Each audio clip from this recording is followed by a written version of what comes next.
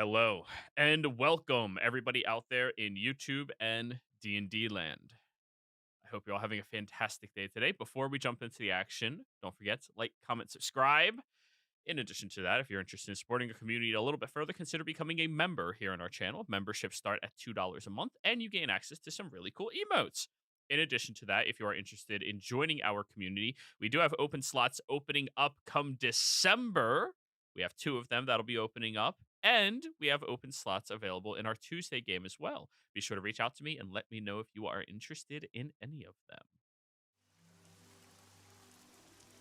All right, Shale. Whew. Tell us what happened last week. So last time we traveled our way up the what's it called? The Titan River. We spent about a week or so heading our way up north towards Pride's Call, and during that time, spent a little bit of downtime. Tolsha got a bit too curious for her own good, wound up looking for something on the boat that was off limits, kind of got found out, and as a result, did not receive her ferry coin back once we finally reached our destination, a little ways out from Pride's Call itself. After unpacking, getting off of the ship, we ran into more or less a farmer of sorts who was tending to their cows and agreed to kind of show us the way towards the city proper.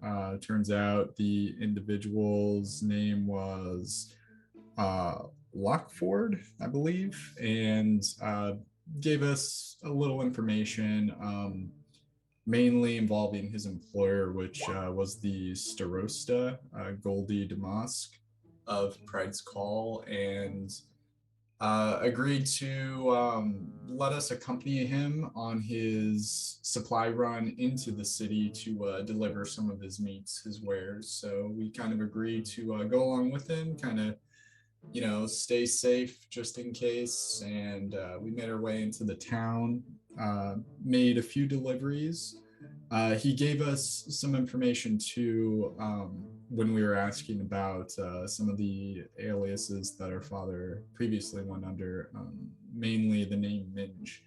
And we were told that about 15 years ago or so, Minge was like somewhat exiled or banished from the city, and yeah, wasn't really allowed to return.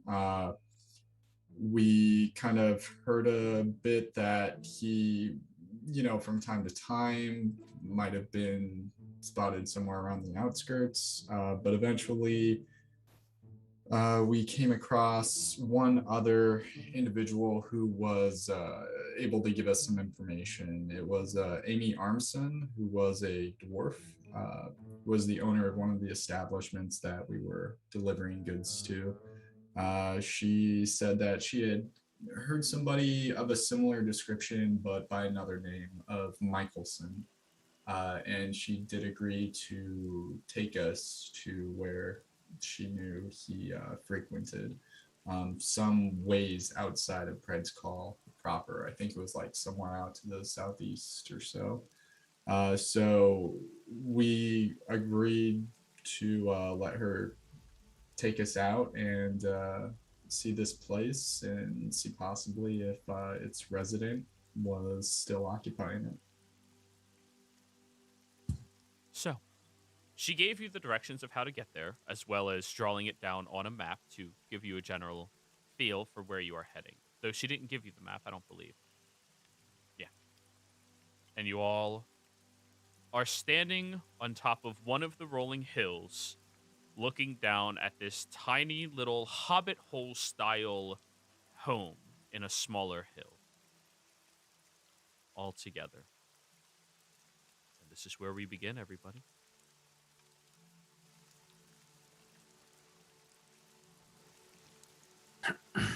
So who should not be the first one he sees? Like, Right. as you say that, Would you? Go ahead. sorry. As you're saying that, Lily is already going up there, and she's got her hammer out, ready to knock with the hammer. I think Lily would be the best representative just because she's not related. I think that would be kind of funny for her to say she's like his daughter or something. I mean, he probably knows about her, don't you think? It seems like he's very well informed about all of us. To some Maybe. extent. I don't know if he knows what we look like. Maybe just they think he knows we're tieflings. Well, I think the important part is he's not aware that we're here, and given the circumstances, it might probably put him off if all of us were to come upon him at once. Maybe just kind of announcing our presence with somebody, and then coming might be the best course of action. Gosh. Can you move your mic a little closer? It's just a little quiet. I think I'm speaking over it, so it's not receiving as well. Is that better? All right. Okay. Yes. No. Go ahead, Bernie. I suppose he might be a bit on the defensive. He's hiding out here. We know that. So Right. maybe Exactly. not numbers. Keep them small. Right. Well, who volunteers to go up and do the first introductions? Isn't Lily doing that right now? Yeah, Lily is literally like watching you talk about this while she's at the door, sizing up her hammer and the door. Right. Well, you don't need to destroy the door, Lily. First appearances, and I mean, you don't usually make friends by destroying their property. To be fair, at least Lily is capable of fixing it. I'm going to actively look for some traps, Jero, because I nope. Joey. Go for it. Roll me an investigation. Oh, my favorite. Yep. 4. Up closer toward the door, you look around the interior of the ledge and little area, and the persistent rain makes it a little difficult to see through, but you don't really notice anything that stands out as a visible trap.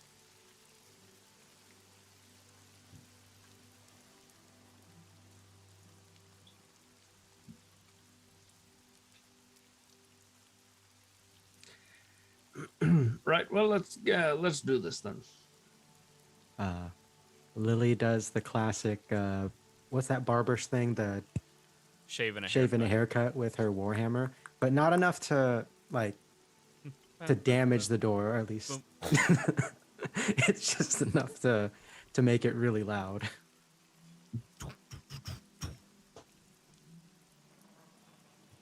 Let's have a last. Silence. Silence for a few moments. And then Tolsha. You hear the very quiet squeaking of a floorboard directly on the other side of the door. And there's a tiny gated little peephole that is opened up that has a ivory design in front of it, where all of you see that there is a emerald green eye looking at all of you with a little bit of crow's feet stretching across it. Lily puts her face next to it, so her eye is at the peephole looking at that one too.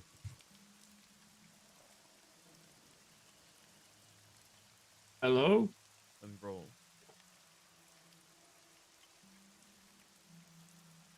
Come in.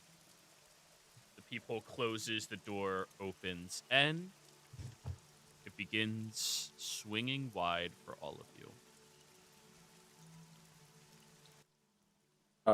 As you step into Joey, this, I'm just Guys, gonna Travis Willingham.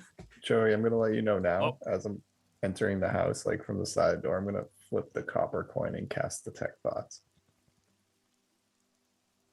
Okay. like before I go in, so he's not like seeing me cast this and be like, "Ah, how are you doing?"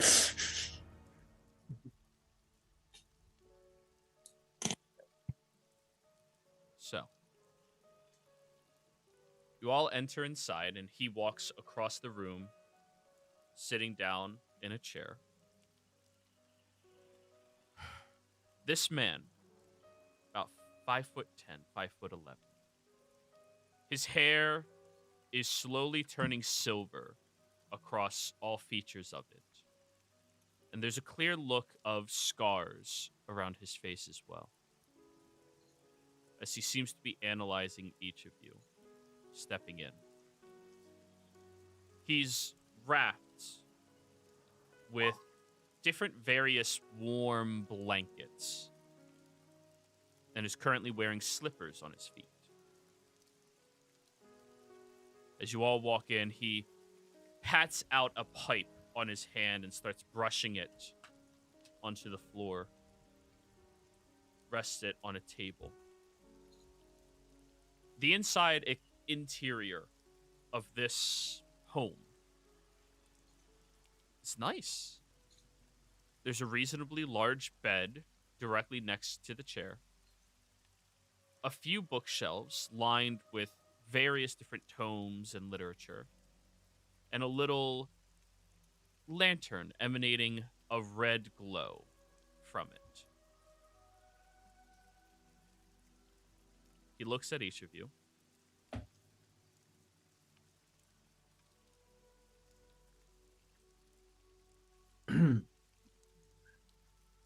I suppose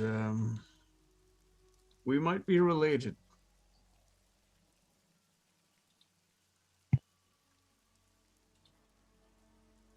I suppose so. What's he thinking right now? Just surfing thoughts. Radius of detect thoughts? 30 feet, right? Oh God. Okay. Never mind. It's on the other side. He opened the door and went to the other side of the room. Well, no. Yeah. With detect, Just sit down in his chair. with detect thoughts, it is concentration. So as long as you have it up, you can. But once you get closer, you Walk can forward and yeah. Yeah. It's a nice place you got. Nice pumpkins. And I think that's a carrot. A bag of flour. A lot of books. I mean, guess that's what you got to do out here. Please remain over there. I'm going to use divine sense, just because I can. You can, in fact, do that. You take a deep breath in this area. You don't sense anything on your radar.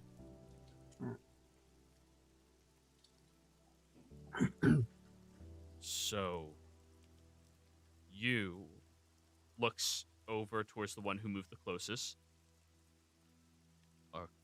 Kurt. Yes. That would make you Bernie. Or Baron.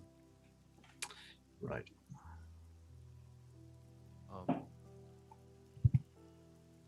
Lilac points at Lily. Marion, Shell, and Tosha. Indeed.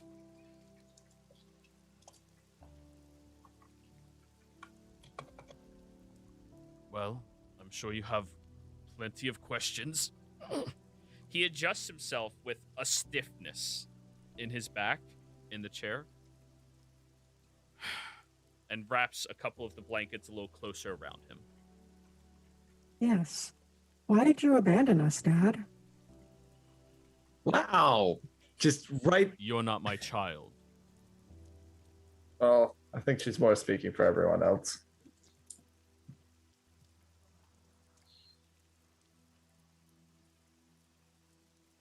Also detect thoughts.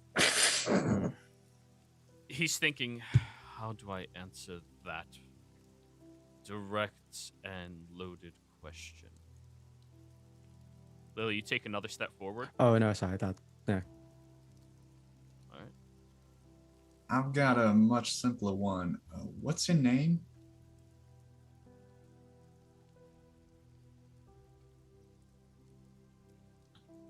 Who told you where to find me? You seem to have certain allies in the town. Bride's Call. Well, allies. I mean, acquaintances at least. Who sent you to Pride's Call? Yarsko, I suppose. Well, the letter from Yarsko.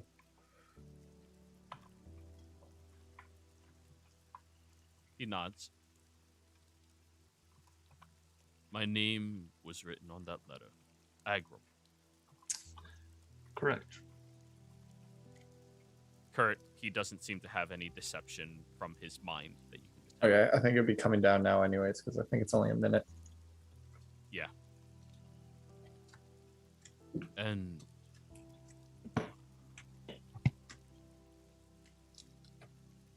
I do not look at what I did as abandoning, but giving you all opportunity. And I apologize if it came across as that. I figured your mothers would do a much better job at raising you than having me around. Okay. Miriam just starts walking up towards him with purpose.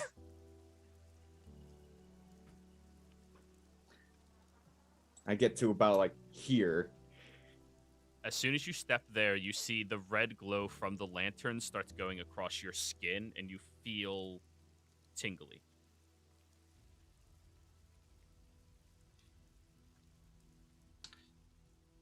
My mother raised me as only she could have. Exactly my point. Do you have any idea how hard it is for a single mother to raise a child? Yeah, 2 children? One of them crazy and wild like Marion here?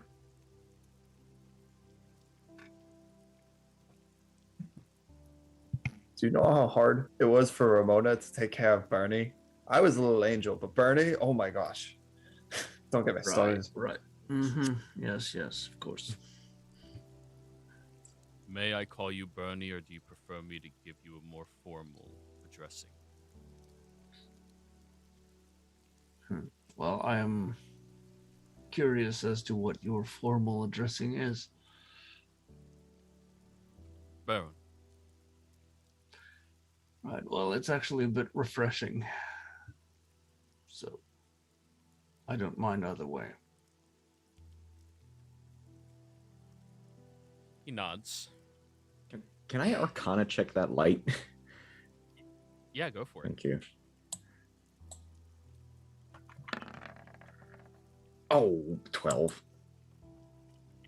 It seems to be analyzing the area within its glow. Where he's seated is just outside of the glow on the opposite side, but anywhere closer than, well, where Lily is would be within its hue. How about we all, well, if you're willing to let us come inside and sit down for a proper talk? Maybe. Yes. Excuse me. I have a lot of enemies. I have to be very cautious at all times. Right. That's another question. What did you do to get these enemies? Come inside. Please take off your shoes before you step on the rug. And he looks directly at you, Marion, who your foot is like inches away from the rug. That looks ornate and very nice. Take off my shoes. Put them on the... I don't have any other chairs here. So make yourselves... The floor is soft. Joey, quick question. Is Like, I don't know how you do dragonborns. Do dragonborns naturally wear shoes, or It's your choice.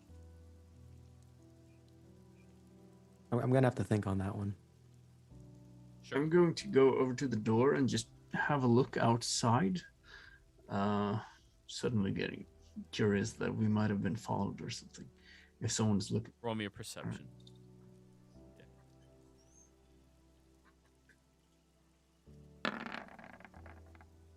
Yeah, then we leave Kent out there with our carriage.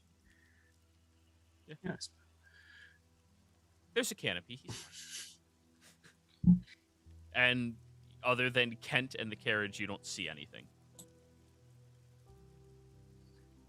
I sort of yell out to Kent just, we'll be just a little bit, but just come and knock on the door if you're getting cold or anything. You're okay with one more here, aren't you, Agram?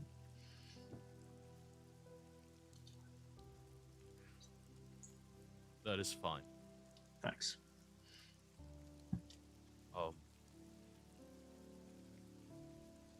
Suppose it would be a little disrespectful to ask you all to unarm yourselves, given you don't have any means or reason to trust me at all.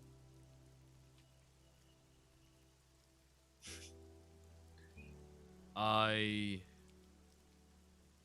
worked for a long period of time for various employers as a freelance agent. I would go into places, learn how to intermingle with them, and then learn how to manipulate their society.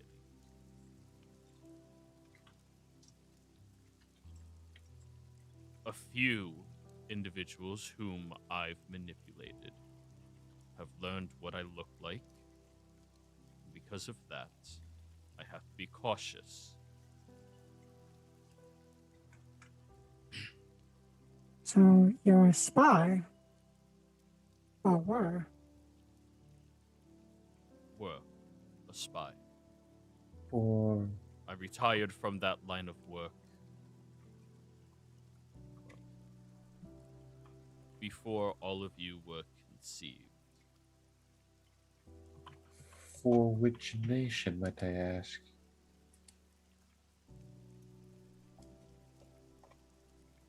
This one. The Empire. He nods. So I guess that means we're all part Zemnian then.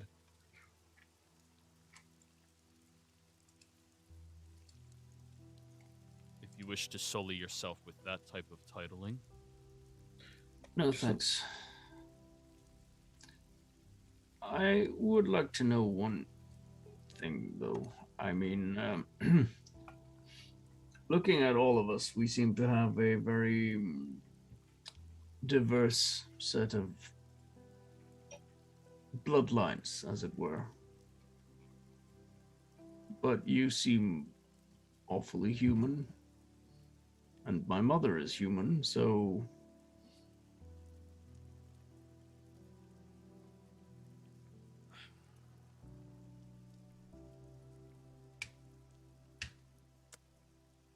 I am human.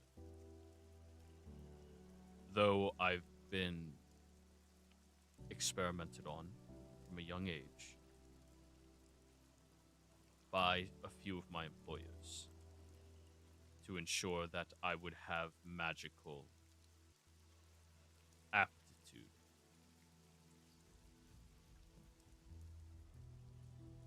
One of the reasons I did not wish to be around to attempt to raise anyone.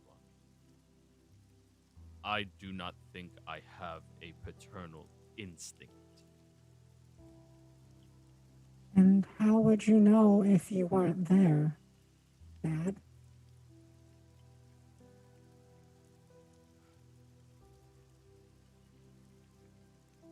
Every person I meet, I immediately think how I would kill them.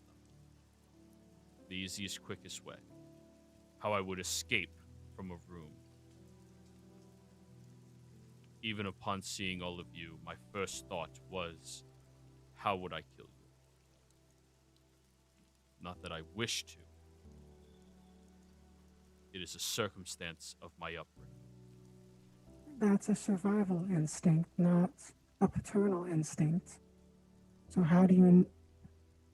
That's just to help you survive. How do you know that you wouldn't be a good father? I've self-reflected for a long period of time. I know what I am.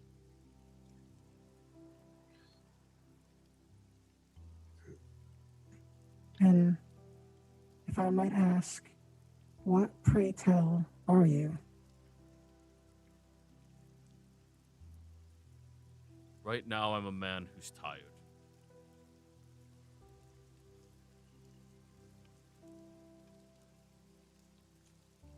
Right. May I ask why exactly you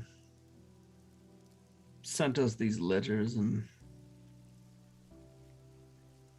made all this effort to get us, well, maybe not here exactly, but to Pomoflora at least? He looks directly at you, Tolsha.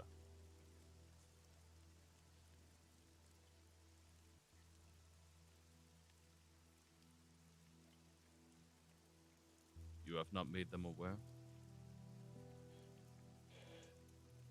I told them that your letter stated that I was being hunted by likely the Myriad. He leans back in his chair.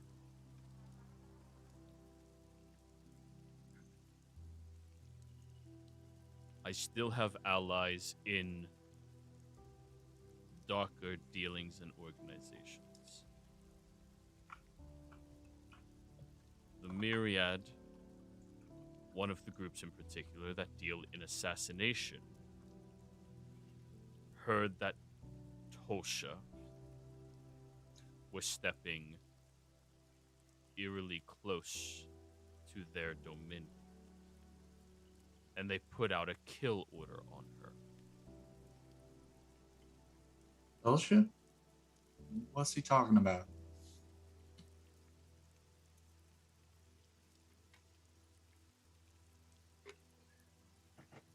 You kill one or two people, and then they decide that you're stepping in their domain. Oh, sì, Matteo. Self-defense, right? Looks like getting hunted by the Myriad runs in the family. More like, well, at least the first one was for revenge of a colleague who killed himself after, well, suffering at the hands of this bully for years on end.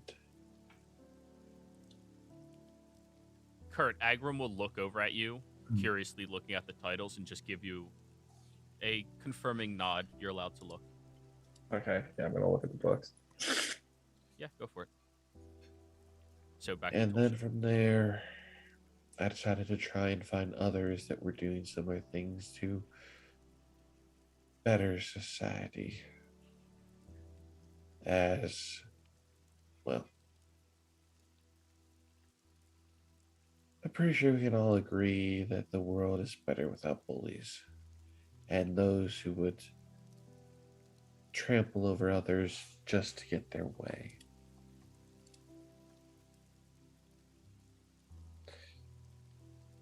Perhaps it went a bit too far. I wrote to you two, Kurt and Bernie, first, when I found out about this. I wanted to have some amount of safety for her, seeing as I cannot go to Tal'Dorei. You two going into the military, and your natural aptitudes. I hope that would be enough protection for your sibling. Then when things escalated,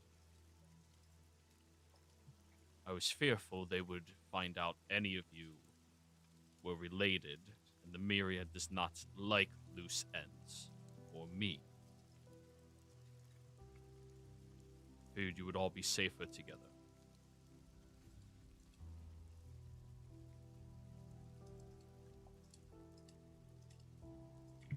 I see. So, well, I guess that means that, well, we're all targets now then.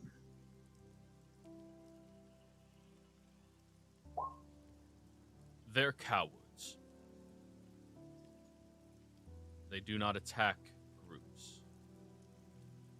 They attack individuals. When you are separated, when you are weak, when you are vulnerable.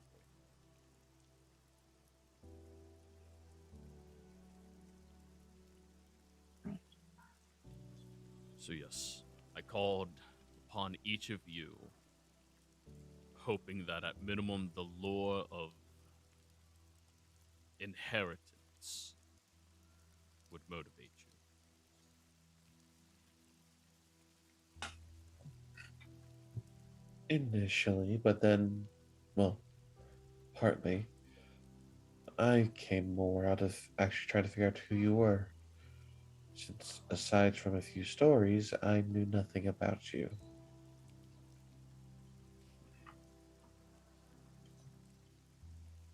Well, I'm a man who's done terrible things, who is wanted by multiple governments, who has tried to right his wrongs.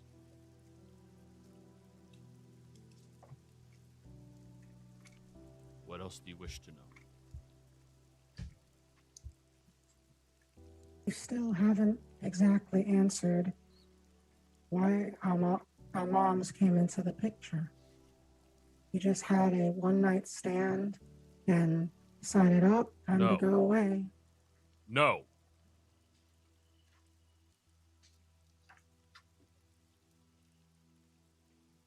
You may not believe this, but your mothers are wonderful, beautiful people. And I respect each of them greatly.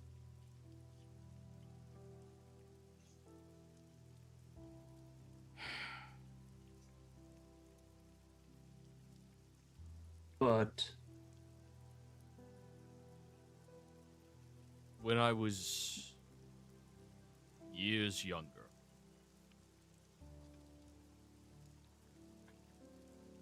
I had a theory from things that I read about. Theory of reincarnation.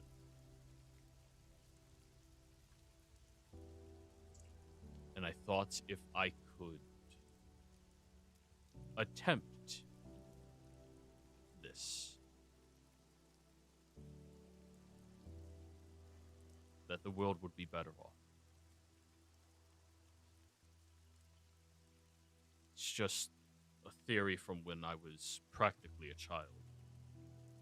20s. Reincarnate whom? It's not that important.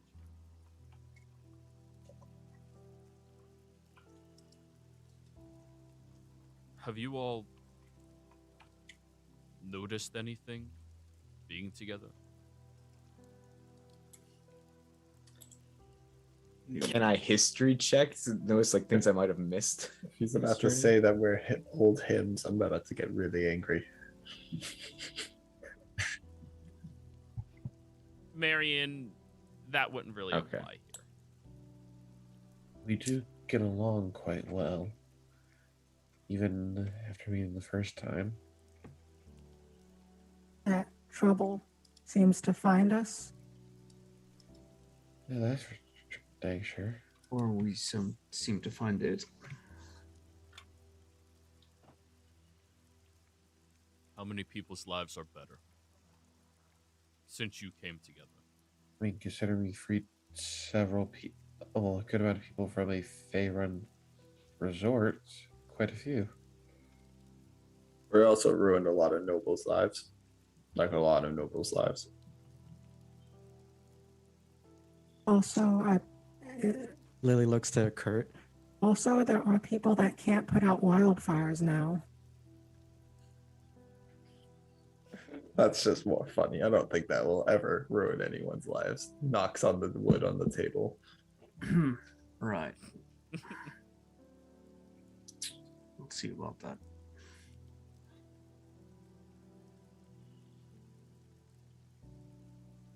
Well,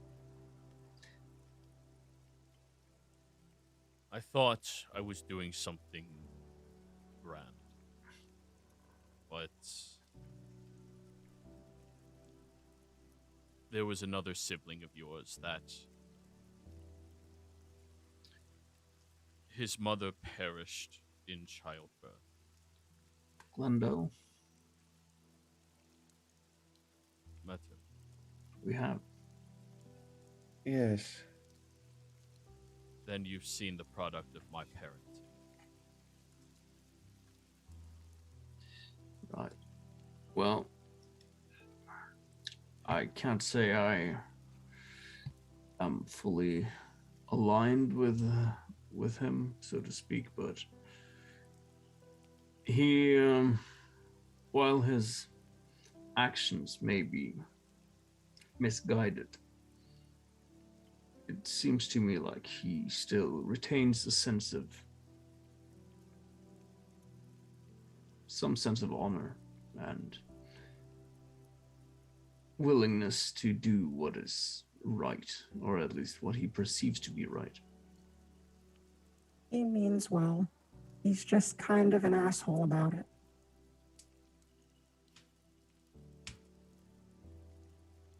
Were there any others?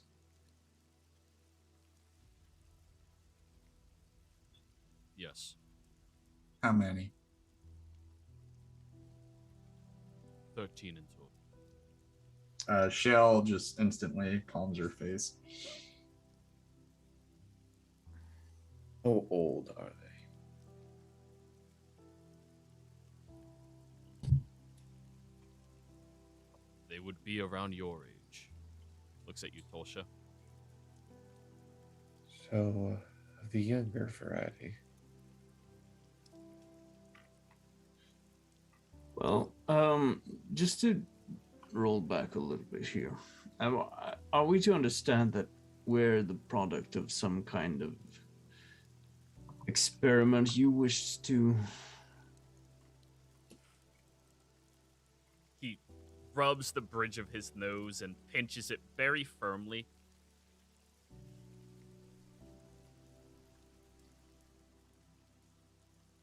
In crude terms, yes. But that was not what your mothers wanted for you. Right. I told each of them the grandiose stories of heroes from a different world. And, well, he looks at Bernie and Kurt. Your mother in particular, she seemed to be hopeful for me to be right. And then I don't wish to talk that openly about dealings. Do you know who our other siblings are?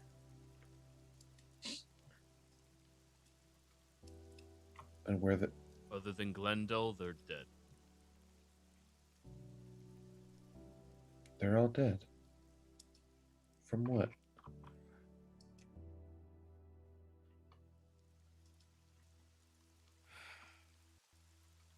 Well, aside from your brother, of course.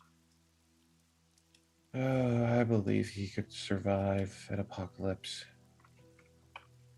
Well, there's something to say about people of my lineage. We definitely know how to find our way into trouble. I tried parenting. Tried training them. They were good. Far better than I was at their age. And I was selected from among the best in all of the Empire.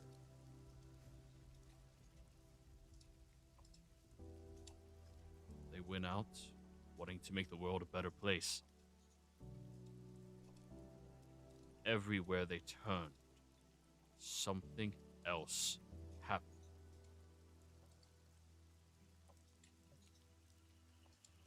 Like what?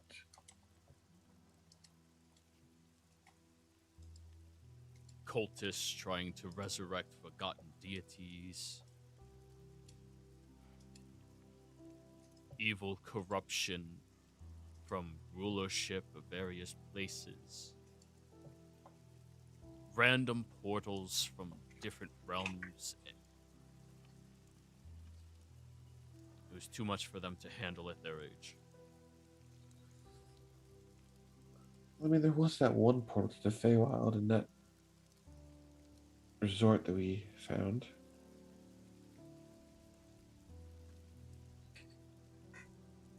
So I guess we are stumbling across something.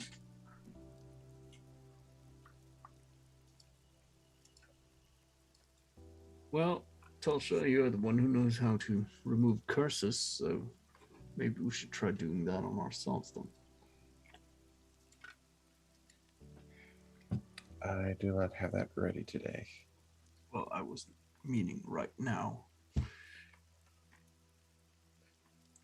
Besides, some curses can't be lifted. Like people who are allergic to dogs. So sad. Kurt, the book on the table that you start flipping through appears to be a recreational book, fantasy book, about this heroic drow individual who hunts through the wilderness trying to find evildoers and slaying them wherever he can. Was there a theme for the books in like this area? Like, let's say this one, like you said, is about a drow, and then it's like another adventure book and another adventure book. Like, There's a lot of those style of books.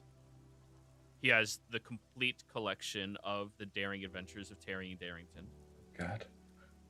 As well as many other tomes written by various other explorers, adventurers, personal recountings. There's a lot of fantasy novels that he has. okay.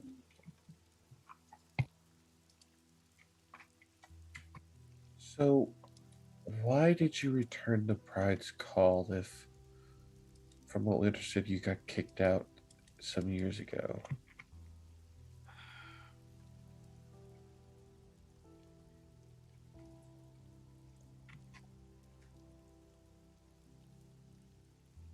I believe that I need to atone for the things I've done.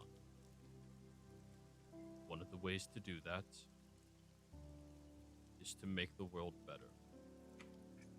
This place accepted me when I retired. They wanted me to be better. And they let me join their community. There's bad things happening in this world, and I came here in the hopes to try to help them.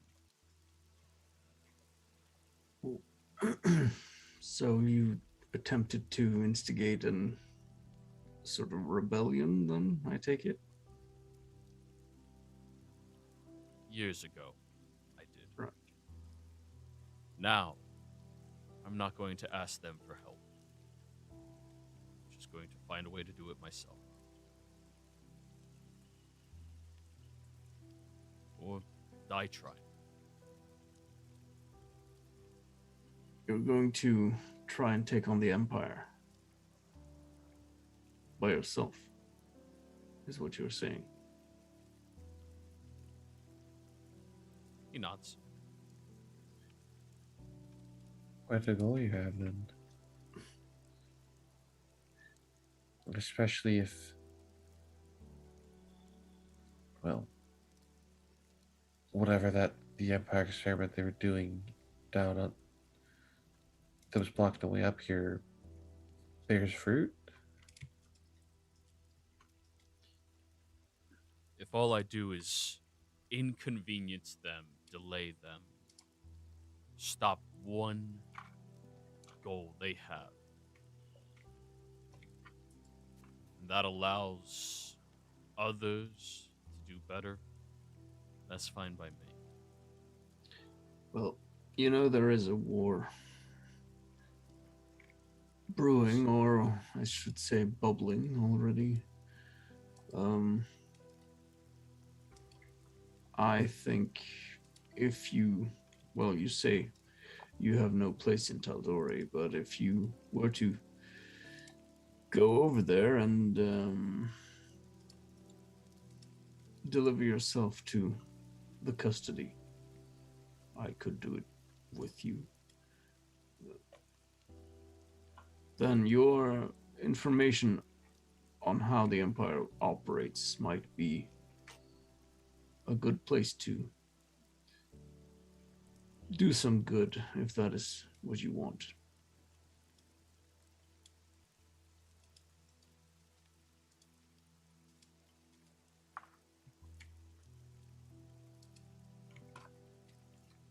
Roll me persuasion, Bernie.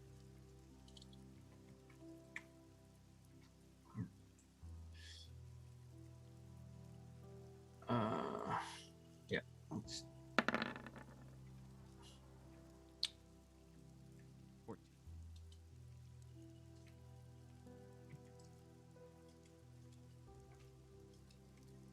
I don't believe that me handing information to them would be more useful than me here doing something. If you wish to have the knowledge I have of the Empire, I will give it to you. Do with that as you see fit. It will be all yours. Oh, that is a fair compromise, I suppose. It's no real substitute, but sure.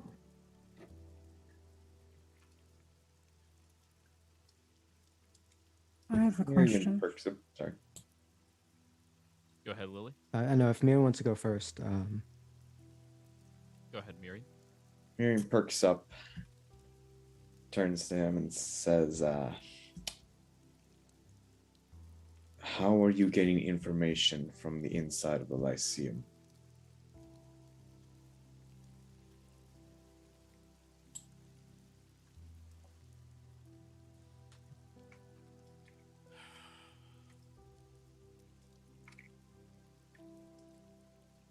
Every organization in this world has spies inside of every organization. There are one or two professors that have owed me favors, and I've redeemed them just to see if you were doing well.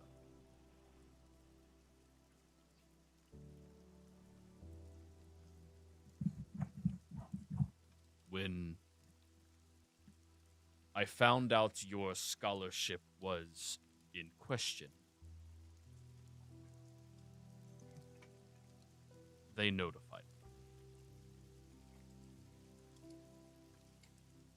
that it don't. It's just money. I don't expect anything.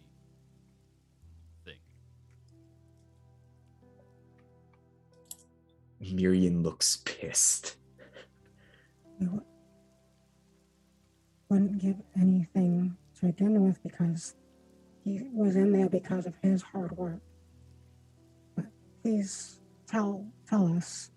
You said you raised Glendale and the other. Out of character quick. 13. So 1, 2, 3, 4, 5, 6. 6 of you. Yeah, 6 of us. So that means Glendale. plus Glendale. So that's 6. but that's us. Then what's the other ones that are dead? The other sibling. That's 7. 5. 5. That would be 5. 5. Okay. 5 and Sorry. Glendale. 5. I was and having Glendale. trouble with math. Yeah. It's Don't 5 in forget my Glendale. brother. Because you have to remember, Tolsha has a brother, so it's 5 in Glendale. And what?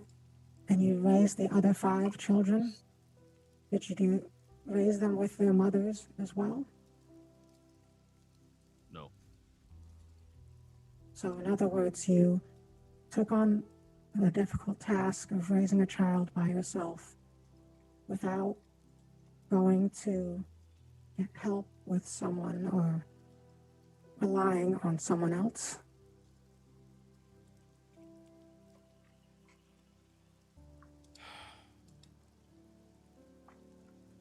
No. What happened? What happened to their mothers? Disinterested.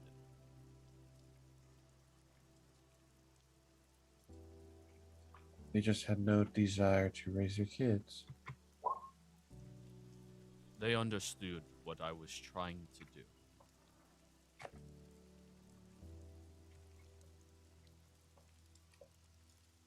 And well, I can assure you that even while raising them, I had very little paternal instinct.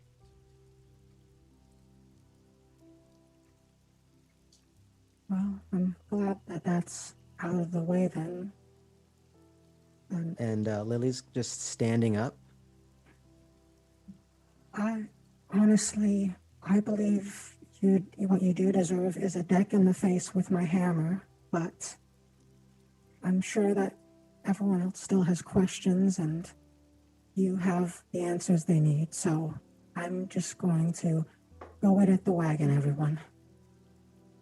And Lily just begins like walking out of the thing. Like Wait. she I have beds upstairs. If it's late, you all can stay. You desire. We're downstairs. I'll accept that offer. Yes, me too. And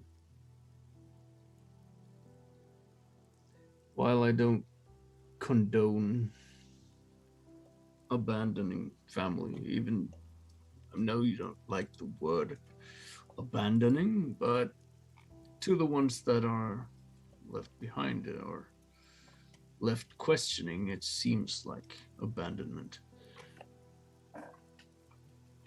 Although, well, I suppose an absent father is better than a bad father, to some degree. I'll nod.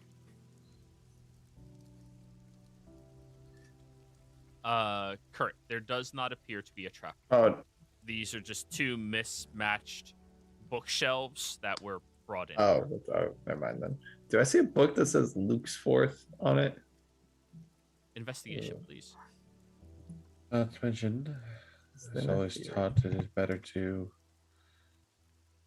well, judge one not based solely on their past, but of what they do in the present.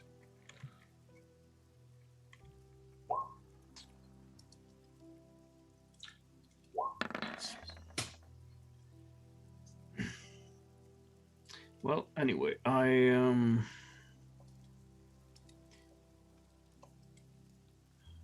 well, if it's a great inconvenience for you to have us here, or if you think we might draw attention your way, then I suppose we don't need to make it a very long stay. But I, for one, would like to, since we're here, if you will have us spend at least a couple days to try and get to know each other a little bit. It seems awfully wasteful to spend several weeks traveling to get here and then meet you, spend one night, and leave.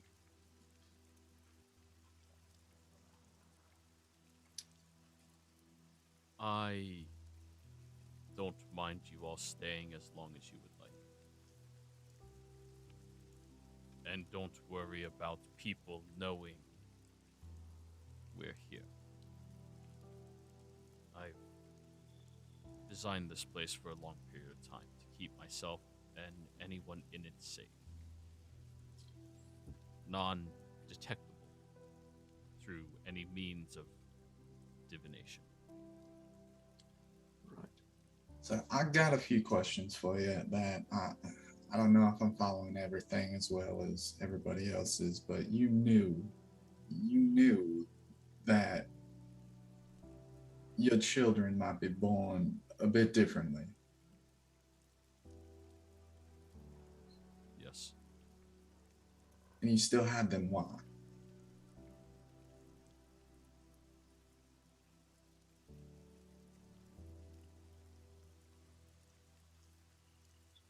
Different isn't bad.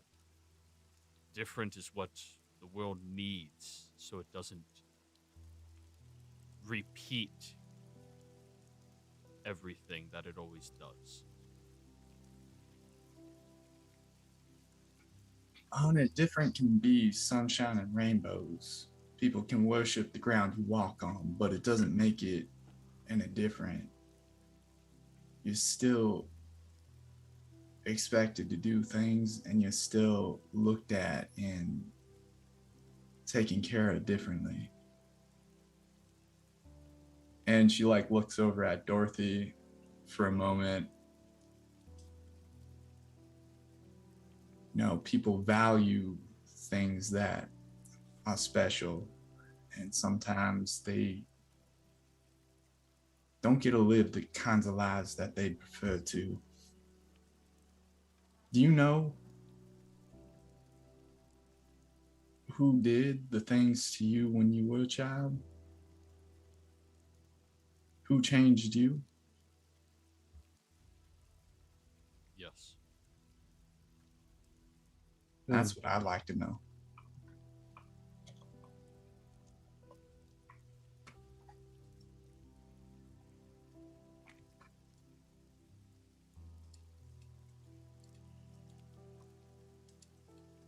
You want to know who changed me? I want to know who's to blame for the way I am.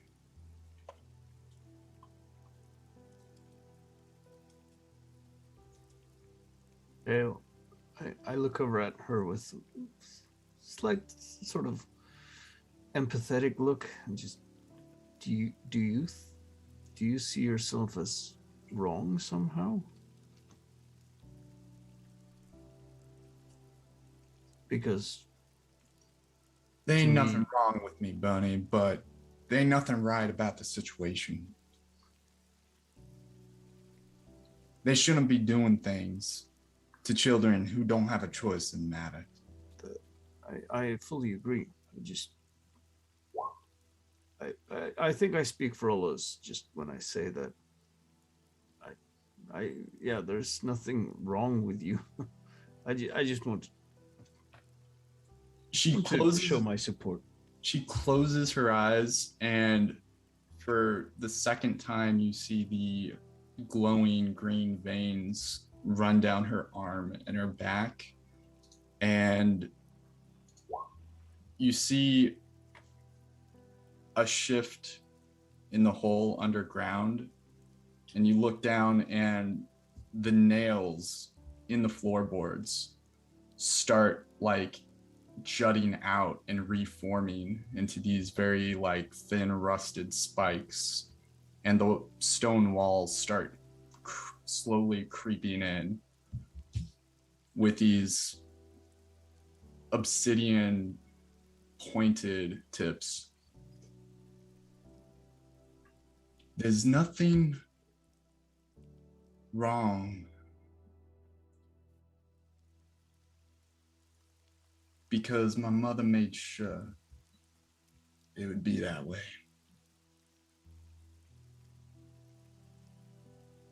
That doesn't mean it's going to be that way for every kid. And I want to make sure something like that doesn't happen to somebody else. Sure. I fully agree with that goal and the sentiment, but one should be wary of trying to take on everything wrong with the world. That's something even the gods themselves seem to have troubles with doing.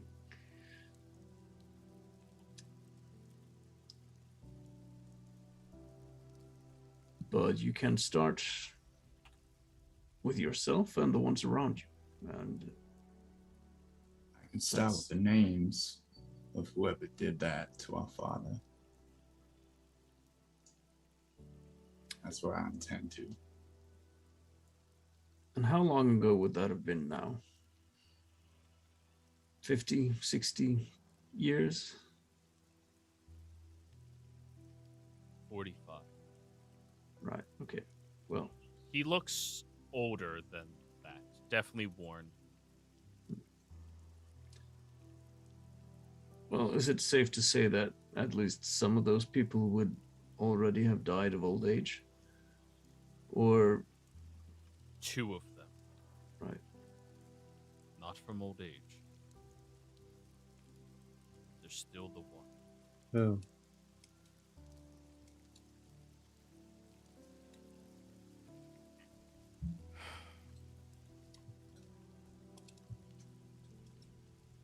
I do not want all of you to die.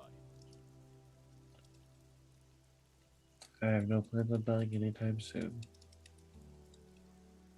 It's not a wish that can be but fulfilled for an absent father. I'm sorry, but you don't get to make that choice.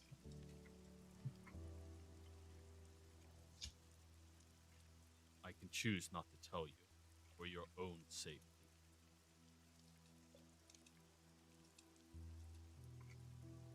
well, it seems to me like I look over at the rest of the group that we're getting into some revenge territory here. And I just want to say that while I fully understand the sentiment, I don't think I want to be part of that. Revenge is not justice. Sometimes the past has to remain the past.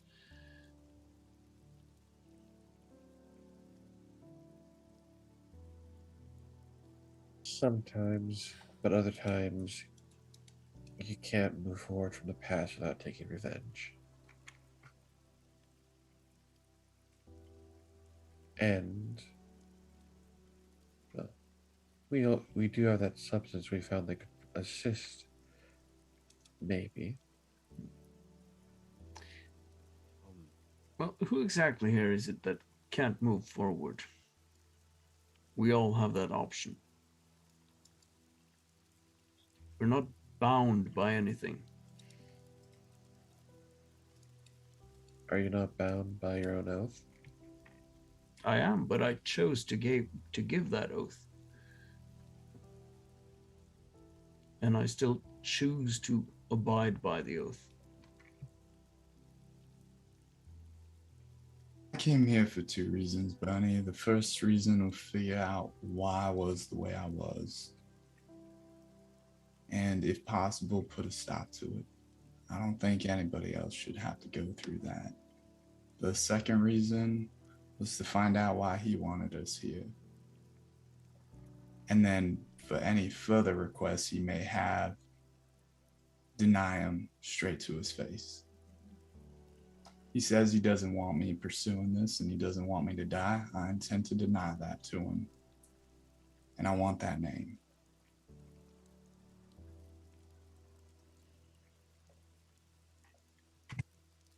I'm inclined to agree with Shell on this one, Barney. I guess we're all owed a little bit of answers. I don't owe anything to you. Right.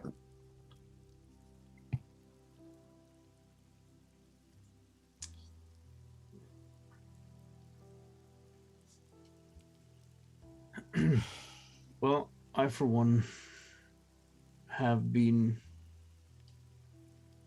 fairly content not knowing for some time.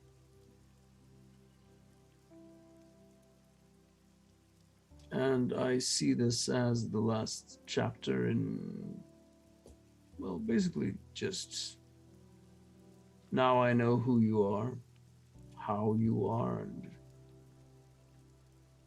I can let it rest.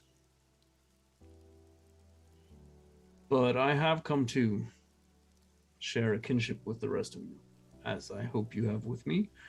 And if you choose to go on and do something reckless, I will give my support.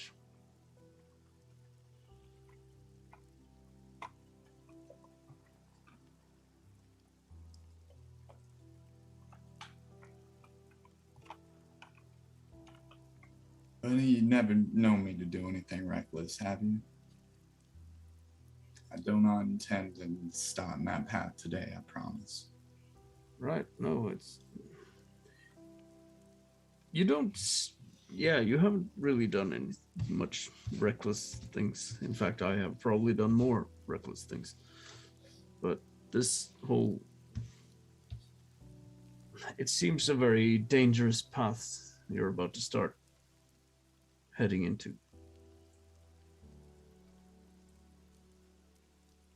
Yeah, hunting the predator is usually not without its own form of danger. It's not going to be easy, especially looking at Agram.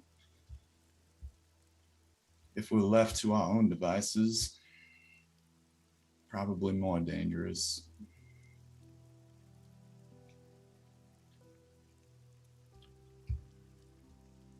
Shale does have a point, especially if we are just on our own trying to find out this information.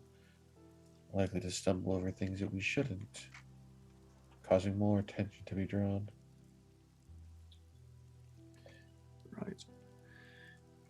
Well, I would suggest that before we start going after revenge on either our own or someone else's behalf, that we try and find a way to deal with the current issue at hand, which is Tulsa and by proxy the rest of us being targeted by the myriad. I don't intend to go through the rest of my life watching over my shoulder. If all of you are staying here several days, I can educate you on how to detect them, how to handle them easily. I do not wish for any of you to die. And those types of individuals need to be put down. I can agree with that. If you do not wish to have any wisdom from myself imparted onto you, that is fine. You're all welcome to stay here whenever you want, as long as you want. Even if you do not wish to see me or speak to me. This place is safe, and you may use it.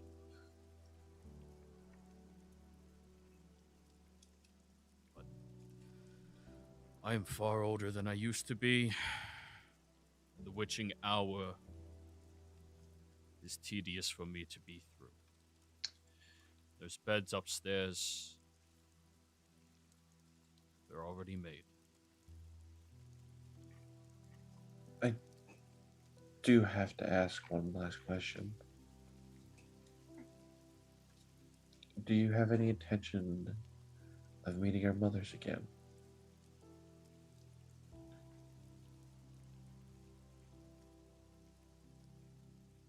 I think he values his life way too much, Tulsa.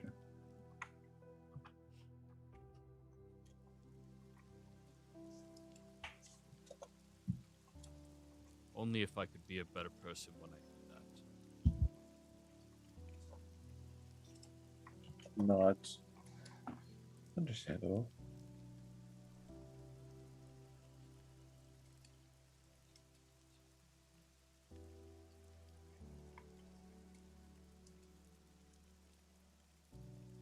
Good night. And you all can go upstairs. Downstairs? Downstairs. Okay. Thank you. Thank you. Downstairs. Yeah. Miriam is going in the cart with Lily. All right. Well, anybody else who wishes to stay in here, you're welcome. Kurt's looking for that second book. That's fine. But I think this is where we're going to go on break, everybody. We'll be back soon.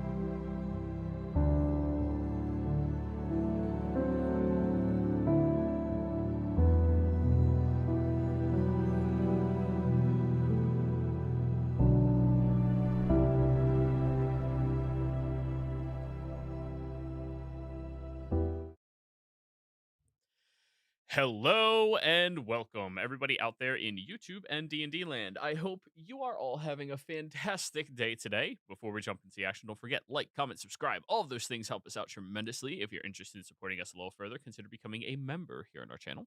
And if you want to join our community, we do have open slots coming next month, as well as available right now. Be sure to reach out to me and let me know. Where last we left off,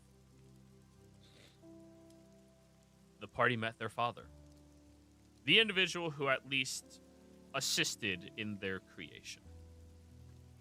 They found out that he was a trained spy who has done a lot of very bad things in his life, and he's open about that.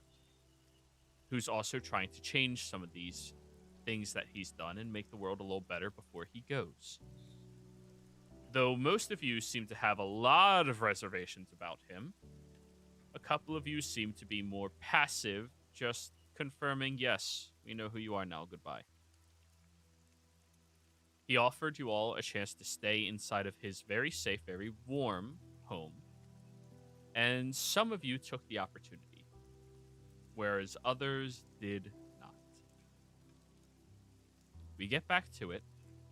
Bernie, Kurt, Tolsha go upstairs, and a few moments go by, and Kent comes in, realizing that he was offered a chance to sleep where it's dry. And you each choose whatever beds you would like. Go ahead and choose. I just placed you there, so, choose where you want to be.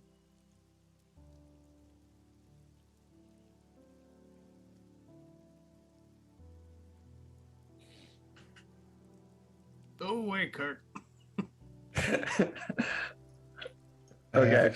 The upstairs where the beds are, it's fairly nice. There's a couple of other large rugs up here that definitely look like they were brought in, not particularly thought about, at least for fitting in and all of that. There's this large,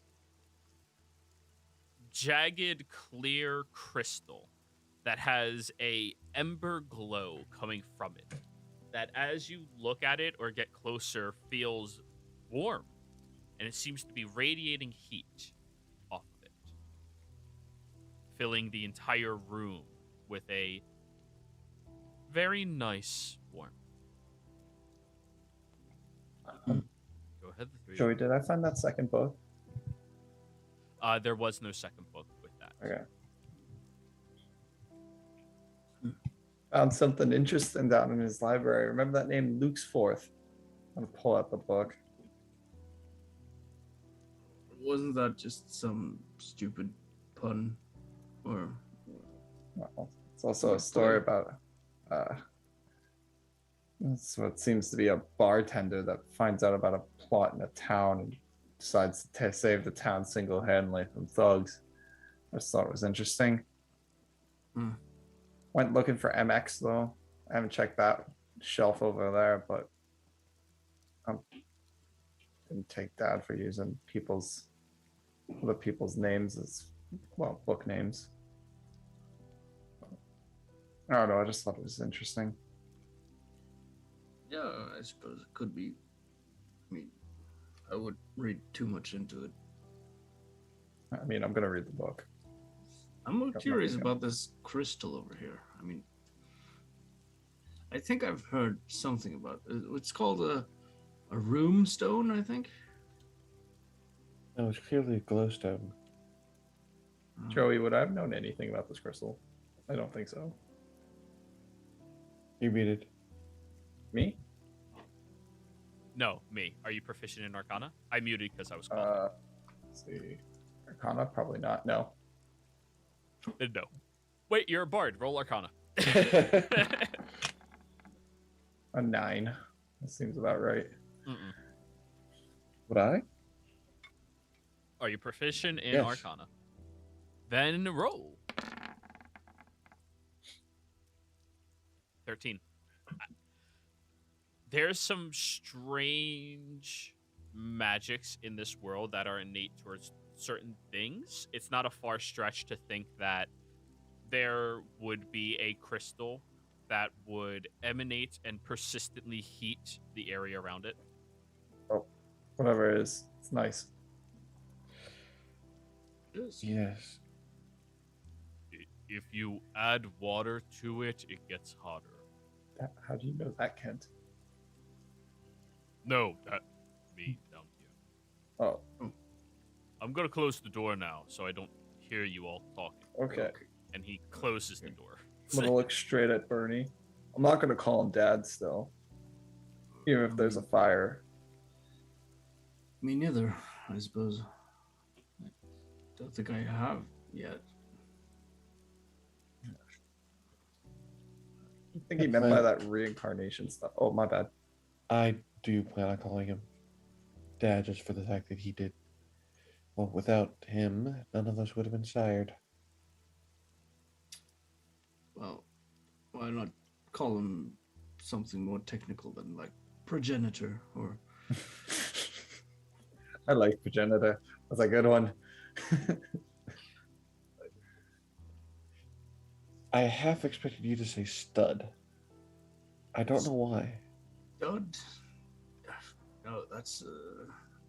I pride myself on expanding my vocabulary when I have the chance sometimes.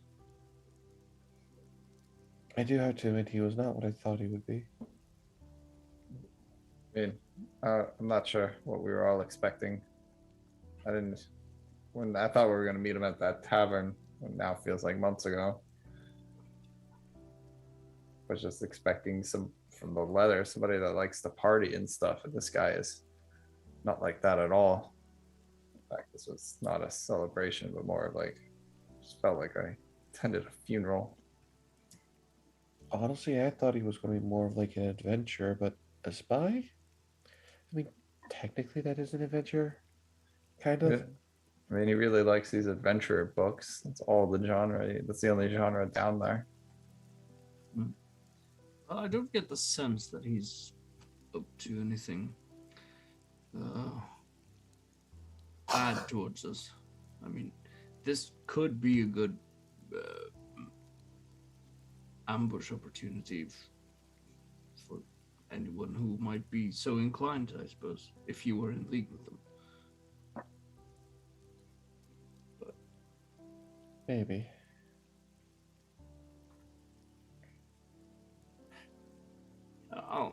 I'll decide to to trust him for now, with letting us have a good night's rest. I'm going to talk to him tomorrow about that name and give it to Shell. I feel like she deserves that at least.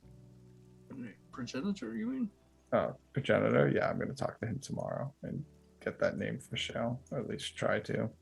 Because if I don't, he's just going to keep getting bothered by her until he finally gives it up, and I think I could persuade him a little better. I still do wonder if he was taken at a young age. I wonder where his hometown was. Watch it be here. Could very well have been. Maybe that is why people here were more willing to keep him hidden. Seems like a question for him. Anyways, I'm going to read this book. I'm going to start reading through the book. Right. Well, I'm going to take a good night's rest. So, good night. I just lean my head back and immediately fall asleep. And it is an incredibly nice bed. As nice as, well, the Crystal Lake camp that you stayed at.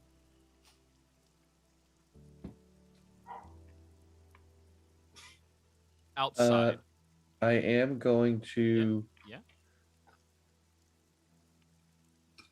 cast Sending. Okay. I'll whisper to you. Okay. Outside.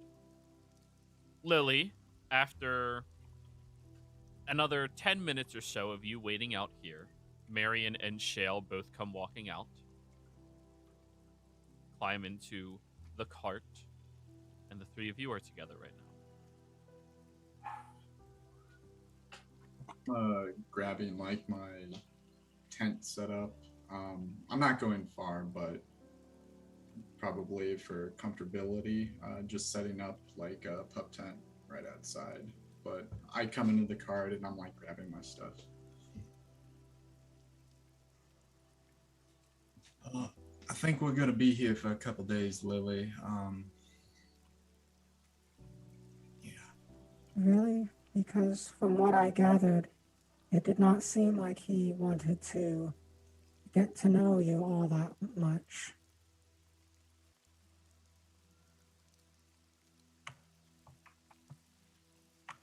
Yeah, I'd say at this point it's not really about what he wants.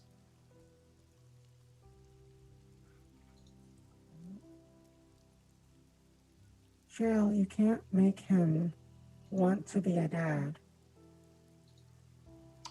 Nor do I want that either, Lily. Oh, then why are we extending our stay here? Because he's being a stubborn old bastard and won't give me the information that I'm seeking. Technically, it is we who are the bastards.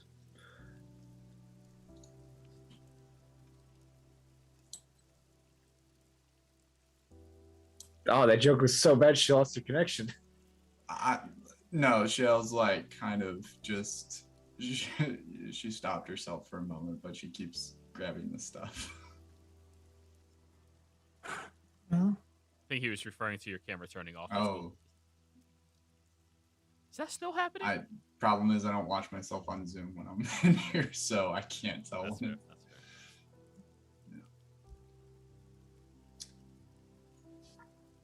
fair. no, I don't want to be near that man.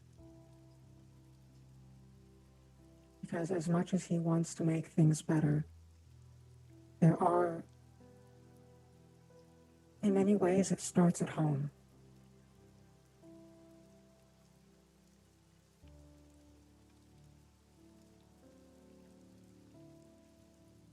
I think from what I understood, just enough of his children have passed away in one form or another. He's starting to feel like he's losing attachments or something along those lines. Be my best guess. Anyway, it's both worrisome and good to know that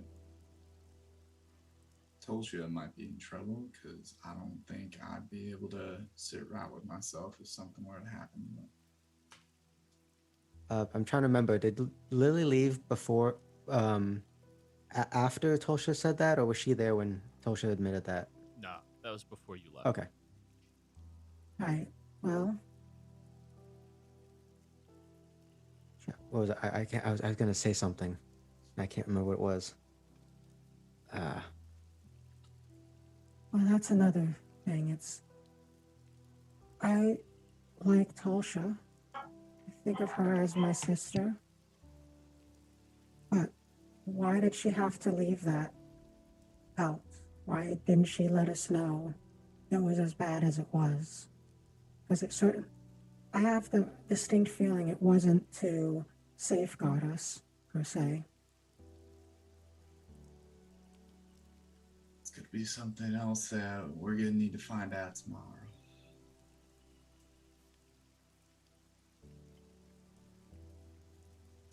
Marion, are you okay? It was not as I expected. Was he shorter than you thought? And Shale smiles.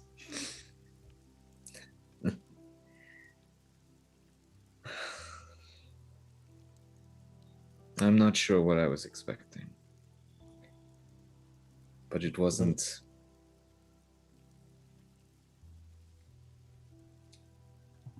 It felt like I was talking to half a person.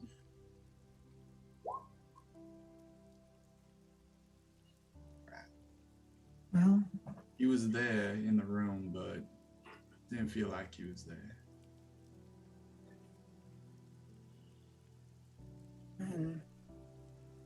and in some ways it seemed like he only cared enough to keep everyone alive, but not cared enough to see how you were, per se. You know, I think the sad thing is, Lily, he doesn't know how to care. And I don't think that's for us to teach him.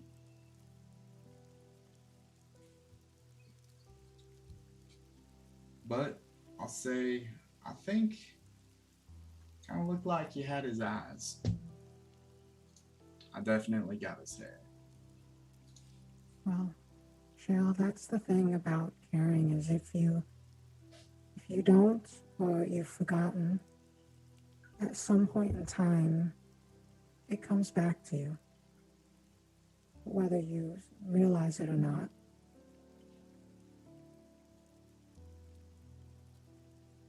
And frankly, it doesn't seem like he wants to even bother trying to find it again. Lily, why did you take my letter?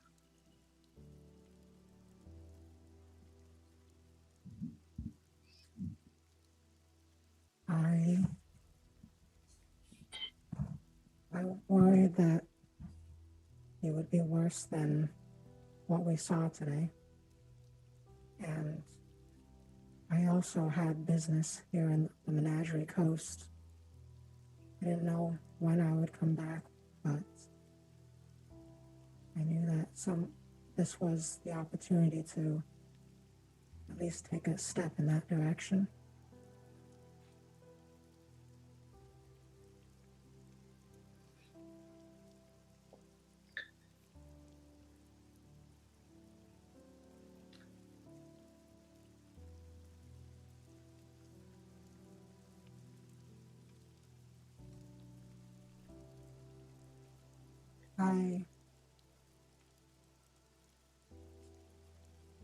I want to find someone. I don't know if I will, and I don't know where to look, but I'm going to find them.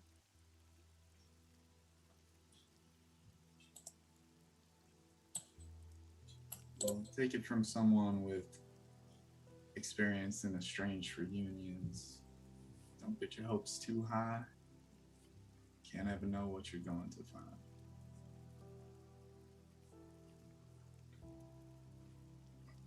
No. If that's everything, you all go to sleep. Oh, actually, Lily did. I was constantly trying to remember what I was trying to say too. And also, by the way, this might probably would be when Shale is in her tent rather than in the cart with Marion and Lily. Just giving a heads up. Yeah. Okay.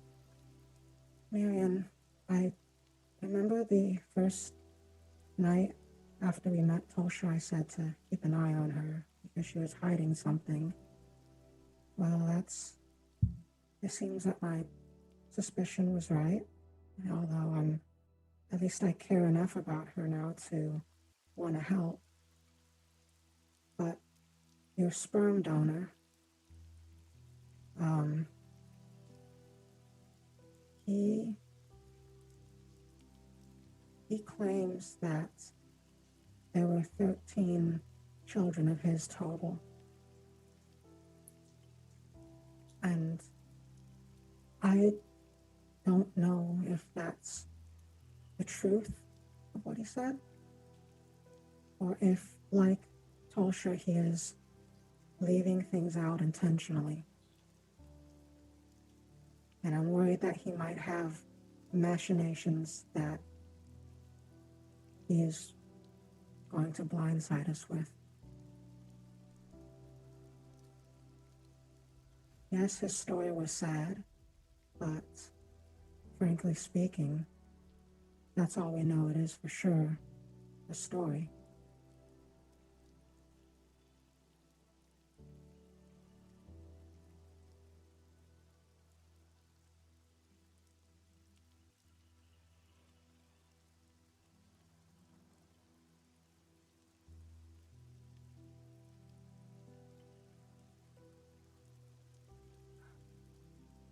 guys.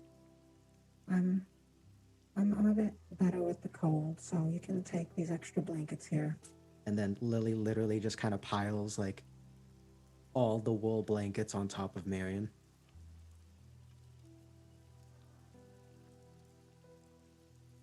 So effectively, I'm a ghost.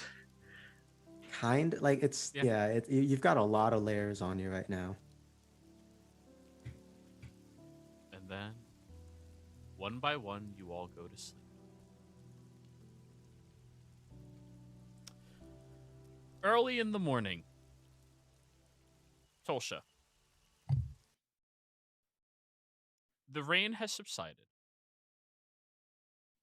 And you hear something coming from downstairs. Even further, there is another staircase that goes down to a lower floor. You just hear something going on down there. Rouses you awake a little earlier. Going to sneak my way over there. Take a look. All right. Roll me a stealth check, please. Guidance.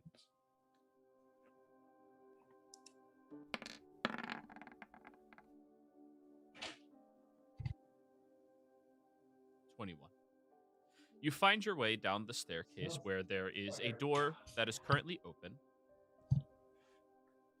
And you see inside of this room that there is some type of study. And Agram, awake bright and early, is currently going through shelves and looking at different various books and flipping through the pages. He doesn't seem to notice you. This is where you would have came down from.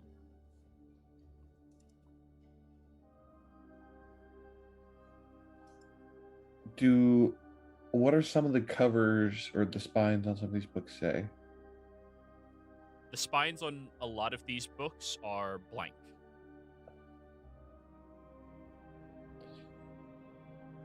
And what's Agram's facial features like?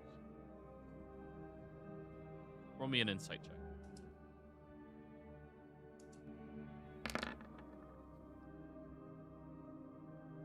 Without guidance because you're stealthing. 23. Actually, let me roll. It would be passive, but yeah. He seems to have a little bit of a spark in his eye. Like a little intrigue, more emotion than last night. He seems studious, dedicated, but motivated.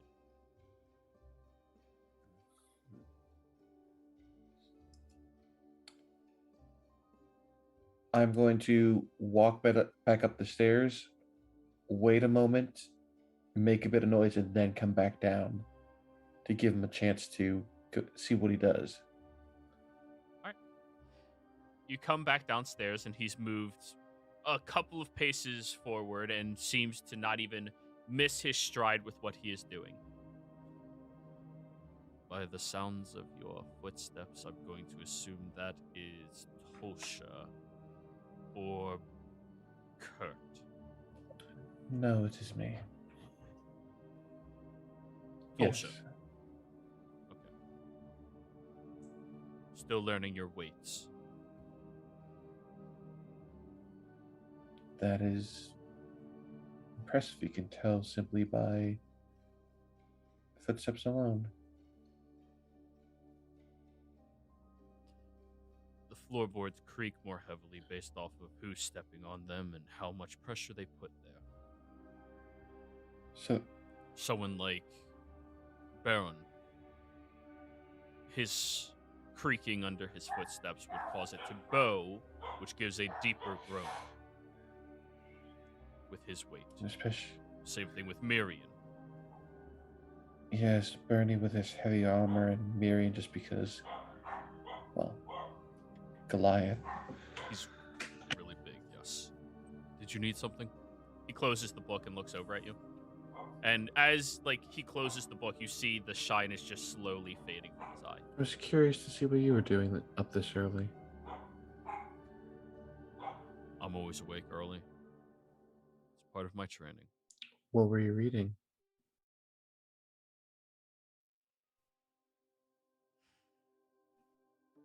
Just trying to reference some old stories I've read about.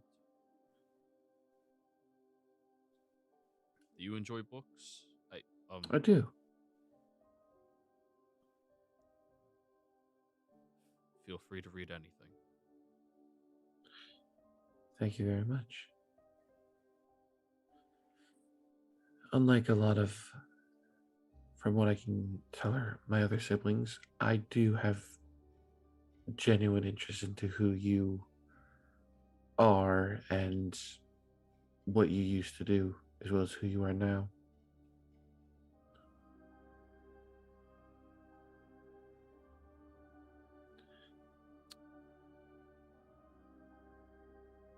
Well, as I said, ask whatever you would like. I do want to know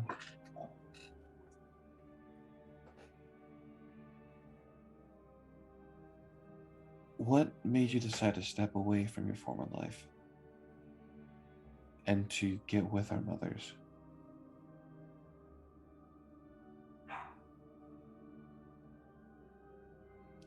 Well, aside from the reincarnation theory,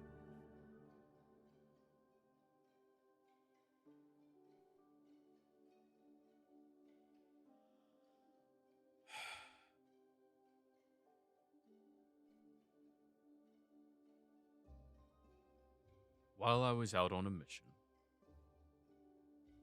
my job was to infiltrate a town, gain the favor of the local guard, as well as the politicians, and to learn about any deals they wish to strike with Marquette.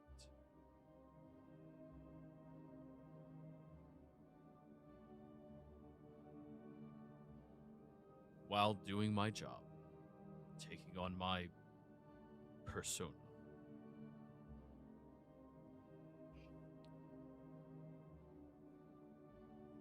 I met someone.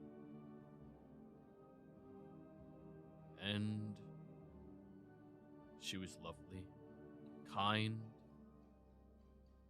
She was the only person who was looking at me. As I'm sure you know,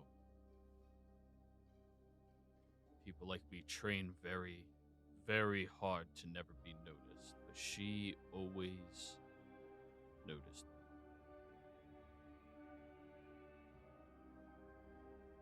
I completed my mission. I relayed the information, and then I was told that this information was going to kill all of them. And they were going to do it where she worked.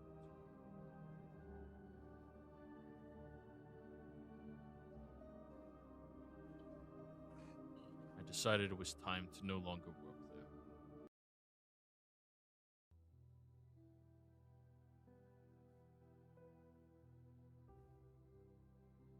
I warned her.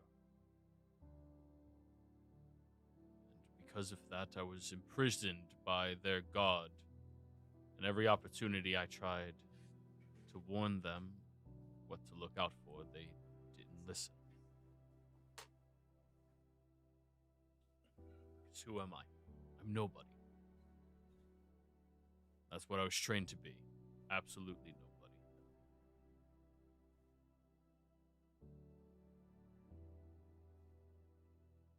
Then I had a grandiose idea of what if I was somebody?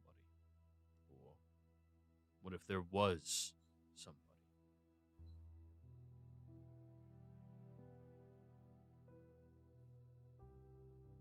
Then those people would be alive.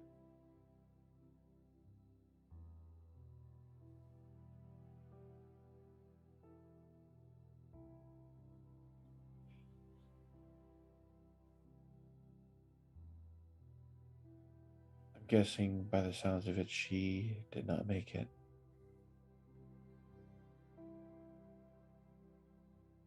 No. Do you miss her?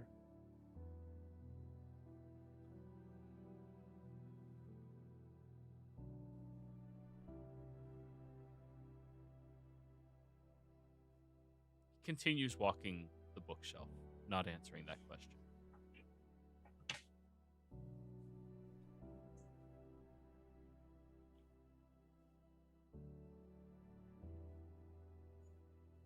Why did you not tell your siblings?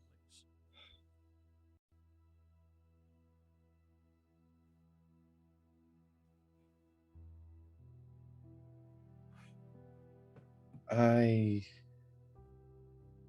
since growing up, have always been told that there are some secrets that are better left hidden. And I didn't want to put them in danger with knowledge that they shouldn't have. I didn't think that me being in their proximity would endanger them as well. And that's my own fault. I should have. They should have had the knowledge of what's putting their own lives in danger. You had a naive way of thinking. You're not wrong. Looking back on it now, I should have. But there's a fact of meeting them for the first time, of not knowing who they were, and, well, the last thing I want is for family to turn family away.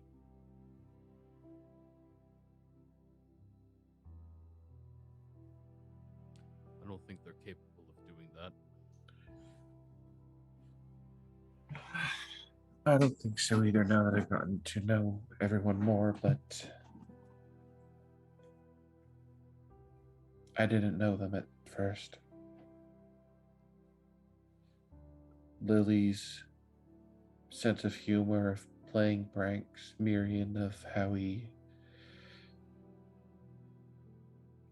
is quite conscientious and studious, cares about families a lot, from the times I've seen him literally rush into the middle of a fight to protect his sister, Lily. How Bernie, or Buron, his full name is, will step in front of a giant to solve a situation. How he upholds what he believes is righteous and moral.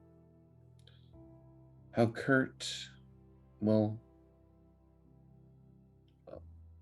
he's a bit of a trickster, hiding things in contracts, getting people to sign things that they don't know what they're signing, acting as a bit of a foil to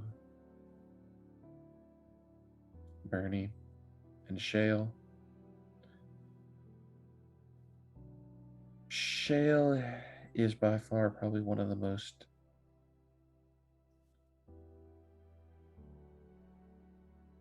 uneasy to understand as one can be, in terms that, well, she likes to say things straightforward, but at the same time, there are things that I don't get from her point of view because I haven't lived it. Around this time, Bernie and Kurt, you've both woken up naturally and are hearing portions of this conversation from downstairs.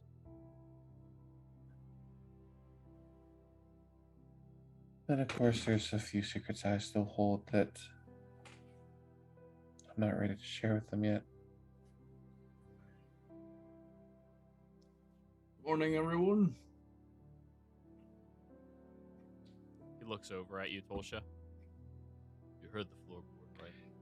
Yeah.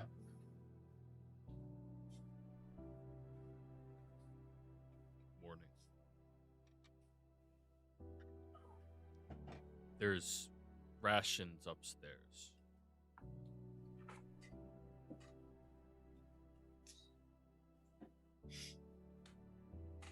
Bernie gets out of bed and starts doing some push-ups to get the body going a little bit.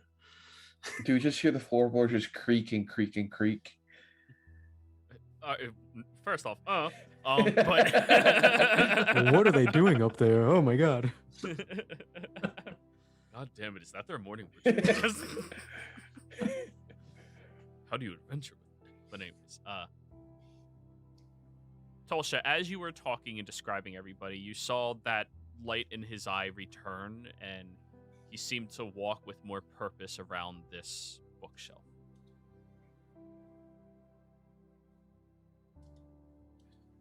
Funny thing is, I actually met Shale before finding out she was my sister. Really? Yeah, on an expedition out to where she lived. Shared a time over some psychedelic substances, getting to know her a bit, learning about what it was like to live where she lived. It's funny that. The universe is a lot smaller than we assume. Indeed. It's funny to think that all of us were just in Tal'Dorei.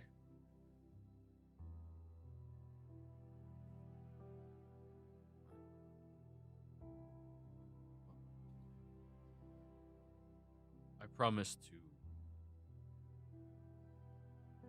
teach whoever's willing to learn how to look for the signs of the myriad. Oh, I want to hunt those guys down now.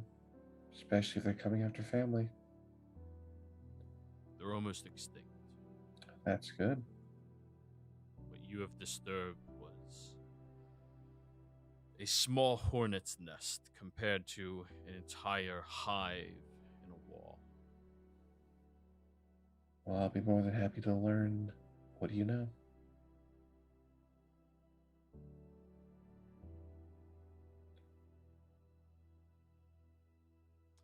Books on the shelf. Third one from the left.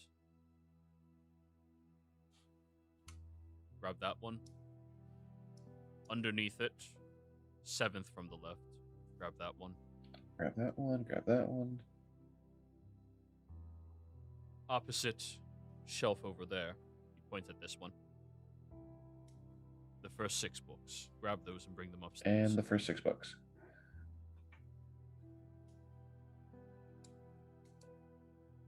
And he will go upstairs to the bedroom with everybody. As the two of you are waking up, Agram and Tulsha walk up the stairs. Agram has a handful of books, and Tulsha seems to as well. Good morning. Good morning, Bernie. Yeah, good. More books. Any more from this other guy? You seem to have been up and about a little bit. Sorry. I know it's a bit unusual for me to be up before you. Right.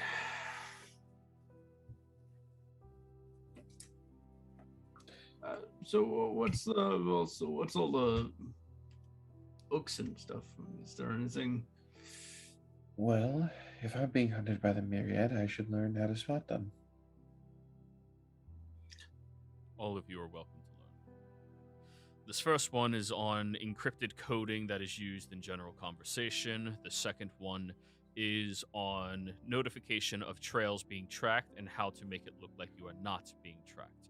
These are very important to look out for. Every good assassin knows how to make these, and if you know what to look for, you can track them appropriately. Right.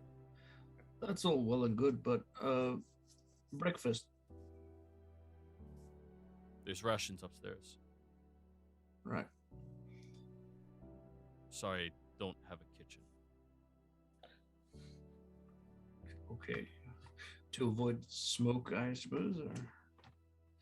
Yes.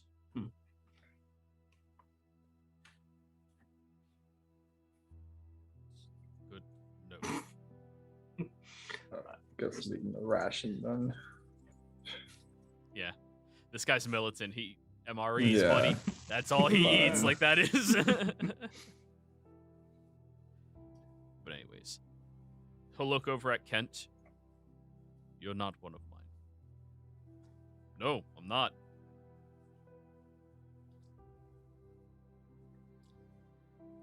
And he goes upstairs again.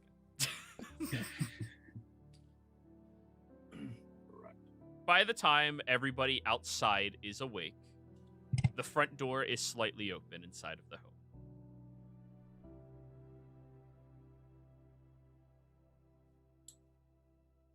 Here, we'll go in for breakfast. I assume you sleep in just a little bit longer. I mean, you slept in a shittier environment, so I assume you, yeah. So by the time you get up there, you see Agram is currently walking up here. Looks over at you, holding a handful of books.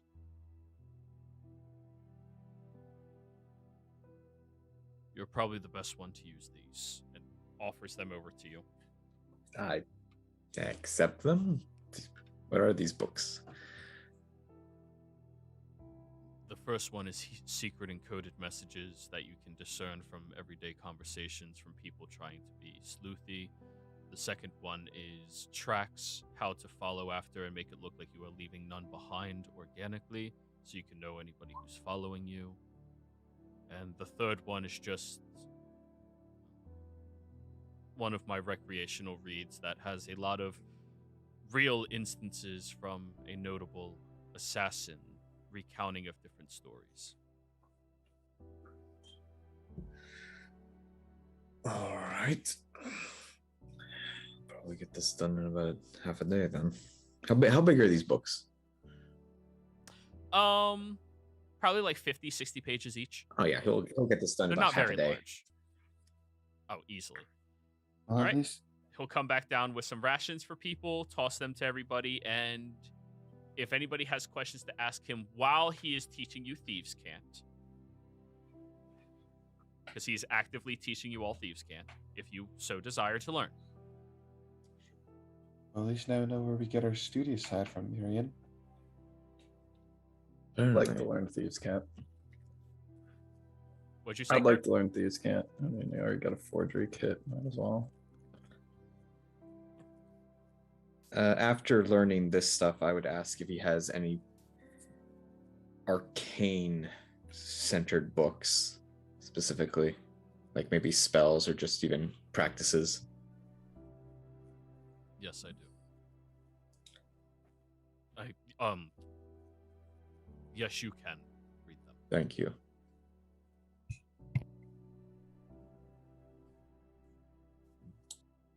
I have paper and ink. You can pay for it if you wish. Or you can have it. I don't care.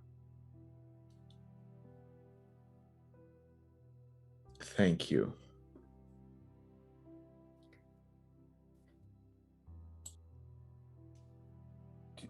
So yeah. You've been around a lot of places. Have you ever seen anyone else capable of doing blood-based magics?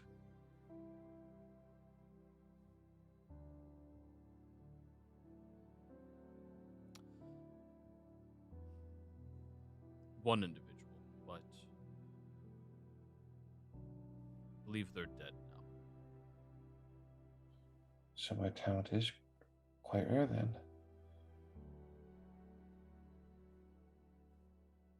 Your skill, is it arcane? Divine. Then never. Even rarer then, I suppose. All of you have... sorry.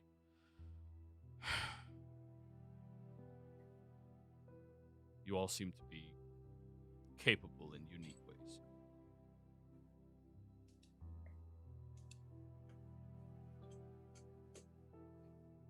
Now, anybody with a passive of 14 of higher or higher in this room right now? Yep. Tosha? 17. Damn, the other two just shy. Okay. Wait. Marion? No. Okay. One of the last books he pulled off the shelf, he's been holding on to this entire time. A little thicker, more aged. What's that one?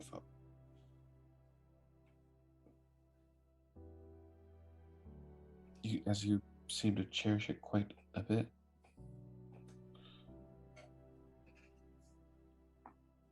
One of my favorite stories. Plan on rereading it again. What's it about?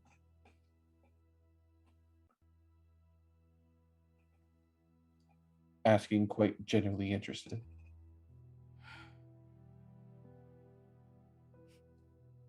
For the first time, he has a small smile on his lips.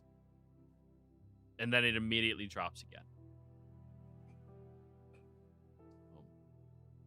Champions. Group of them, chosen for their own capabilities, of their own volition. Really? I'd love to give it a read sometime.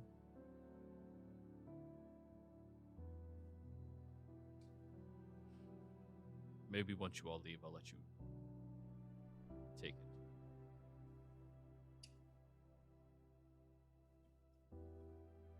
But anyways, yes, when somebody says they're looking for 3 fingers, that usually means they're looking to spend around 30 gold.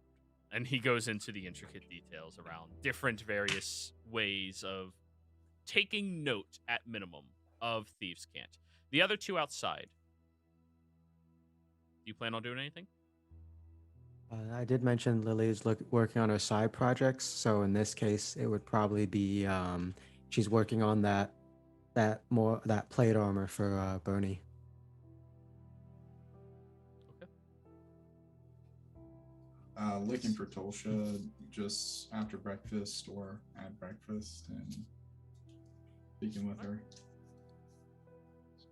So you wander inside as Agram seems to be going over some, well, tutoring of everybody, and you see them sitting on their beds. We can bring you here.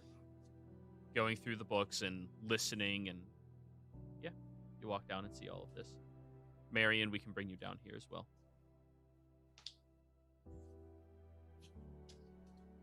Oh, he's not going to learn any of this. He's not interested.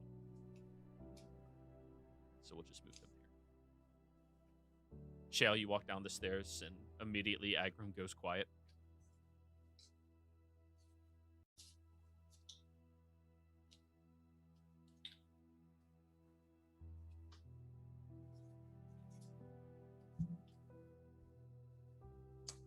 Tolsha, you have a moment?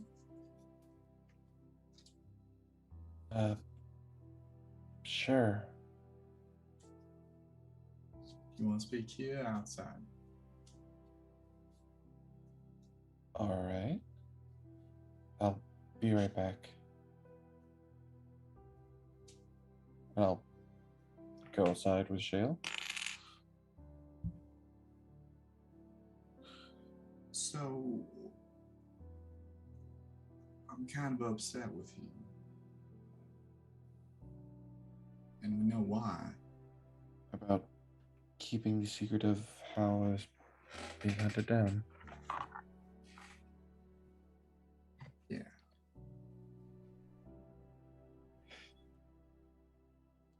I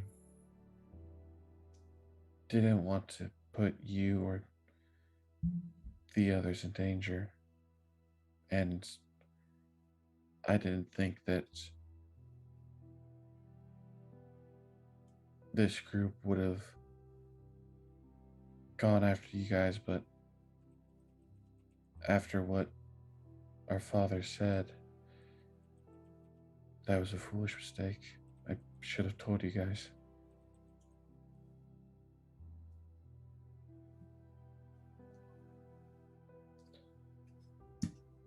Shell puts a hand behind Tolsha's head and pulls her in. Just listen. I get it. Please don't do it again. I don't want to lose you guys. I don't want to lose you guys either. It's nice having a bigger family than, well, my brother, mother, and grandmother.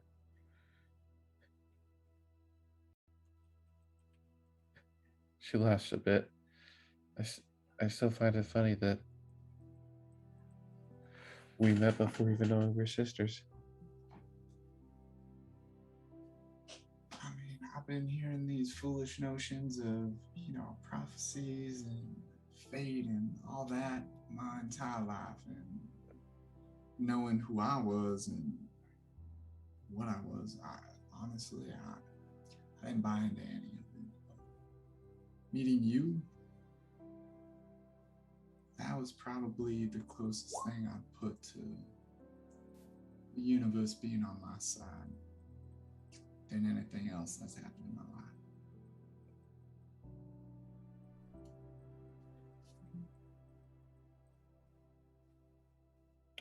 Is that a unreal bastard being helpful yet?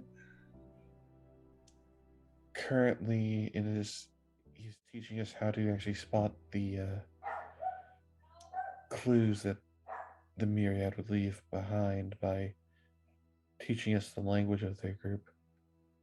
So that way we can at least be prepared if they try to follow us. Great. Sounds mighty useful. Kurt mentioned he would try to get our father to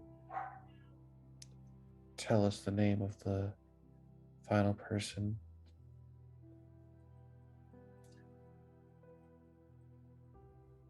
Yeah,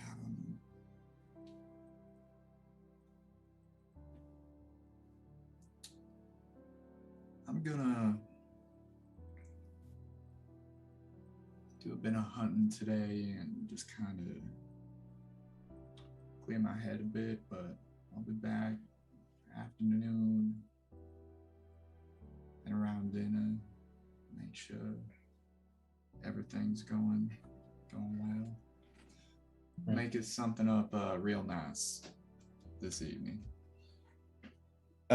He does seem to not want to go for smoked things, just for the fact it can identify where you're at. That's all right.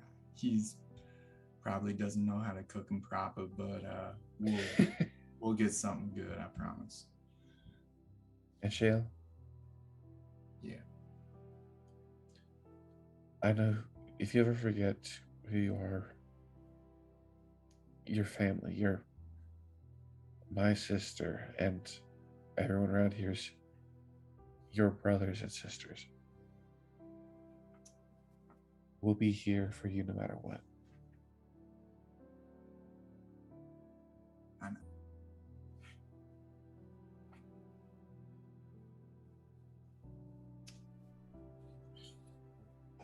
She'll looks back into the room and just lets go of Tulsha. Heads back out. I'll rejoin the others. So you rejoin everybody else. And as you're coming downstairs, he's starting to go over drills with Bernie. So if somebody is asking for an individual who knows of any good racks they can buy of ribs, what does that mean?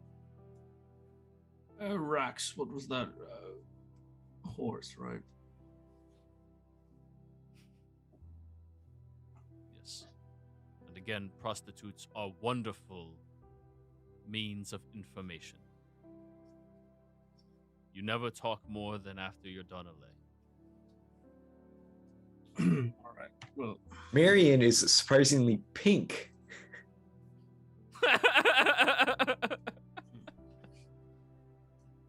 you And he just says this very mechanically, very, yes, matter of fact. He is not wrong. yeah, you okay there, brother? I'm fine. Okay. Just usually don't see Goliaths that shade. You're like a flamingo pink. That reminds me too. Is Marion wearing the wig of protection? I don't remember if I got that or not. No, I still have it. Ah, Bernie has.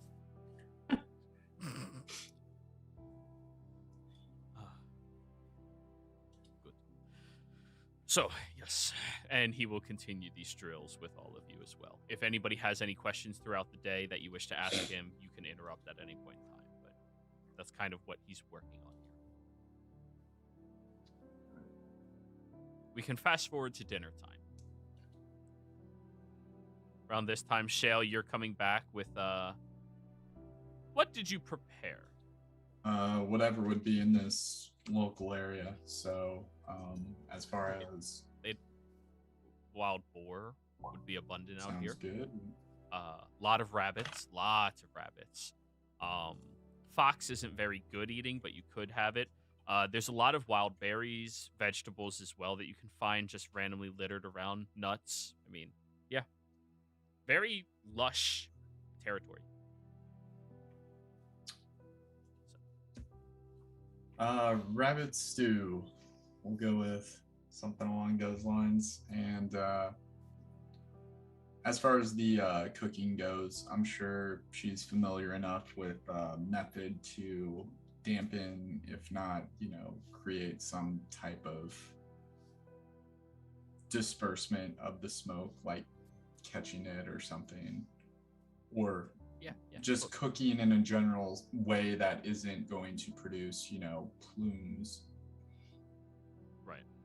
Yeah, you figured out how to do that. It's mostly cooking the wood down into charcoal someplace else and then using those coals, or not charcoal, coals, in order to heat directly underneath the bottom of the pan. That's usually how you would get it accomplished. But yeah, you figured out you come in with this, and everybody, after eating for breakfast and lunch, military rations from the Empire, which is no salt, no seasoning, no nothing, just bland. You all smell this thick, heavenly stew that has carrots and potatoes and chunks of gamey meat.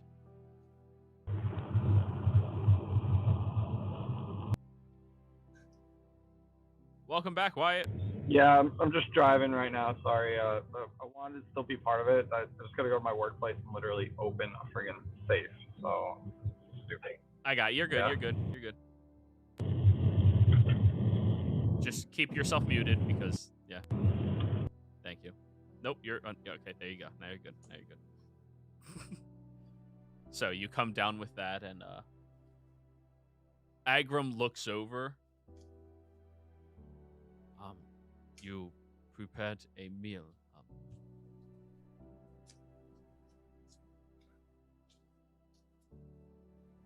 Were you careful about it? I like to think I was. Did I notice any of Agram's lifestyle in the area? Tracks, places that he would have, left markings or set up certain areas for comfort of living? Survival check. I'm basically just cross-referencing my ability to stay hidden to his in nature. 16. He leaves tracks like somebody who's lived inside of cities his entire life inside of nature, which is very well hidden, but you know where to look. He thinks sticking closer to the trees is somewhere safer, but trees hold the most moisture near them, so it indents into the grass a bit more easily. You start noticing that he does have a singular path that he walks into town, and that's it. There's no other tracks out here. There's no signs of leisurely strolls or anything like that. It's just barren. Do a bit better to learn a few of the game tracks around here and try using them a bit more often. We should be safe enough, though.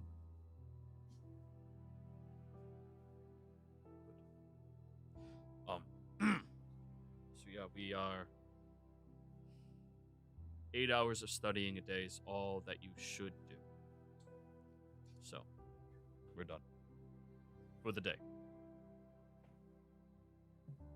He walks past all of you. I'll assume you guys want to hang out in your room probably. Like, this is the nicest, most comfortable place with like seats and jazz. And he'll go back upstairs with another ration.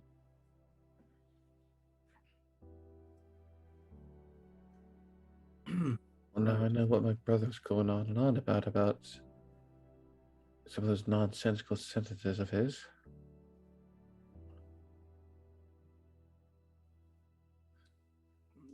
Not following here. What do you mean? Speaking the cant that we're learning. Oh, right. Yes. Yeah, I thought you said something. Never mind. But, it's been a while since I've been in the headspace of studying like this, at least. Still fairly familiar headspace for me. Right. Pretty sure for Miriam, he's always in it. As you say this, Miriam's drinking a bowl of soup as well as copying down with her whatever magic BS he's found. Well, the two of you are more cerebrally inclined, I'd suppose. I prefer more physical studies, as it were. That sounds a bit wrong. Well, just think of it as exercising your brain. Right, exactly. It's just right. And you're more used to exercising your body. Mm-hmm. Well, the brain is part of the body, I suppose, so... Except you can't lift any weights with it. But you can I tell wouldn't if you say can that. take a punch before the guy throws it. Well, This is true. the brain is responsible for knowing how to use leverage, so it helps you lift weights as well. That way, I suppose. Well, anyway, I'm not sure how... I mean, this is all very useful, I suppose. Not sure how long we should be staying here, though. I mean, it should be safe enough. right, I suppose. Just... Not to mention, once we do learn thieves can't, imagine all the criminals you'll find. Right. I mean, yeah, that's a good point, I suppose. But it's I feel like sometimes it seems like I may have come off as a bit. Well, what was the word you used? Zealous. I'm not actually that inclined to go out hunting criminals all the time. Sure, it's part of upholding the law, but it's more than that. It's supposed to like help facilitate the growth of society and civilization, and that is done better by preventing criminals from needing to be criminals. But are criminals not a part of society? Do they not spring up where sections of society have failed? Sure. I mean, they're a symptom, not a cause. True, there are That's all I'm saying. I don't really like actually having to,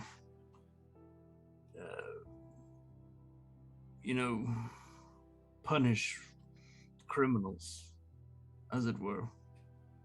I don't take any pleasure in it. I mean, it's necessary at times, but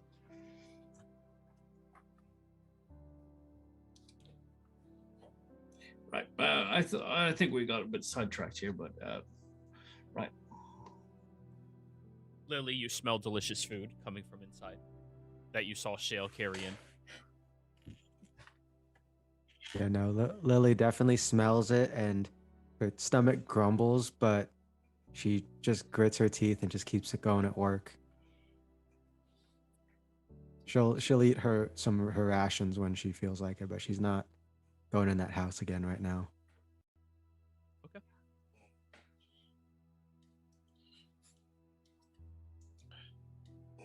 Well, Miriam, since Lily isn't here, you could tell any kind of embarrassing story about her.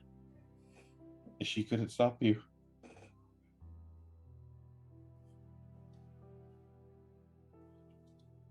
Because Lily would probably do the same thing if you weren't here and knew you couldn't come in.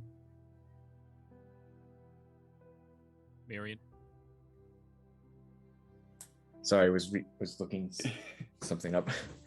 I said, now would be a good time to tell any embarrassing stories you have about Lily, since it looks like she's busy outside.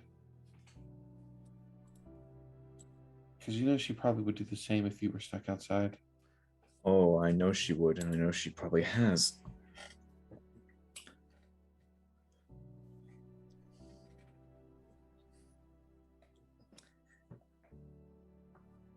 Have I ever told you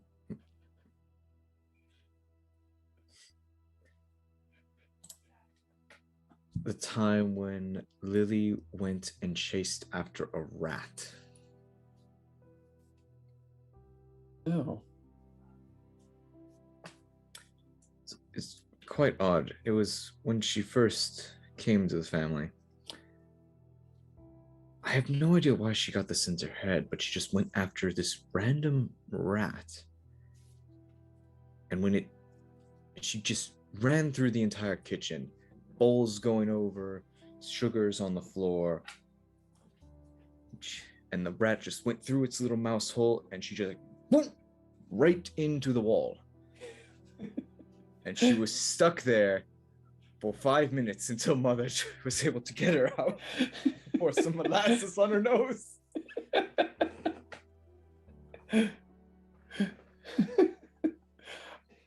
Picturing young Lily with her just stuck in a mouse hole. I mean, that must have been some rat. She seems definitely on her toes and quick at the most. Oh, yes. Does she often get stuck in places and have to ask her brother for help to get out? Son of a bitch! Son of a bitch, I was doing a Tom and Jerry You reference. set him up. You set it up. I was doing a Tom and Jerry reference from the 50s.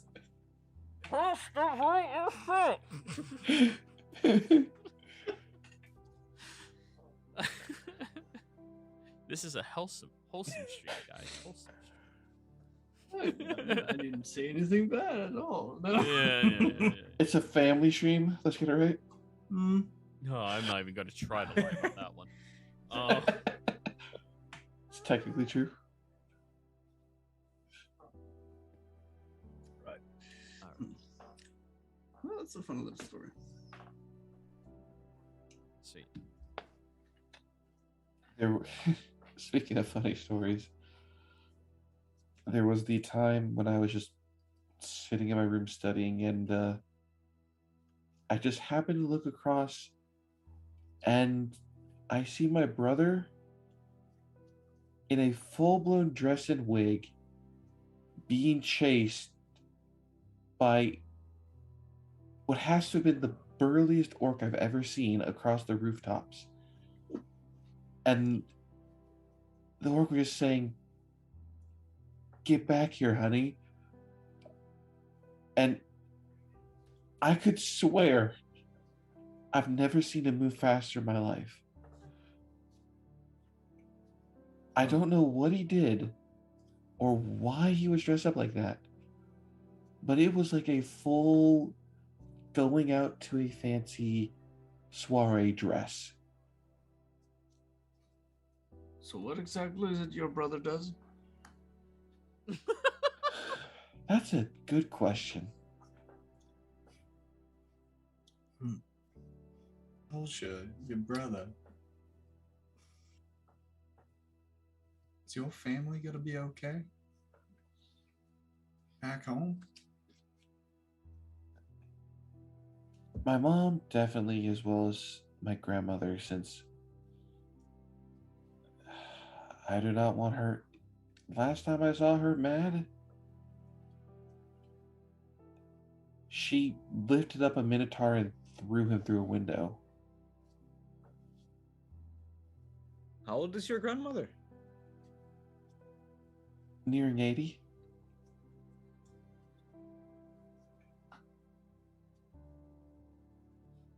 Right. Was this a small minotaur? No, about minotaur looked about 30, 35. Inches. No, in age. Per leg.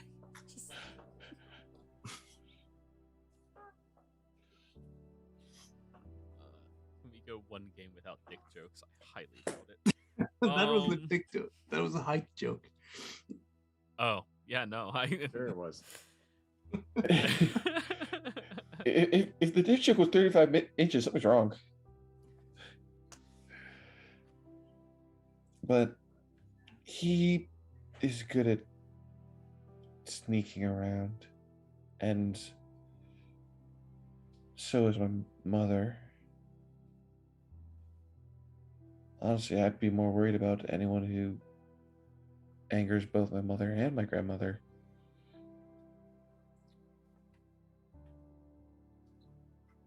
I see. Well, so long as they're able to take care of themselves and should be, like you say, seem able to keep themselves safe from any potential assassins coming your way or their way by proxy. They definitely should be good. But still, Maybe Alta's little friends can help him. Don't know who, but he always says like he's met some friends.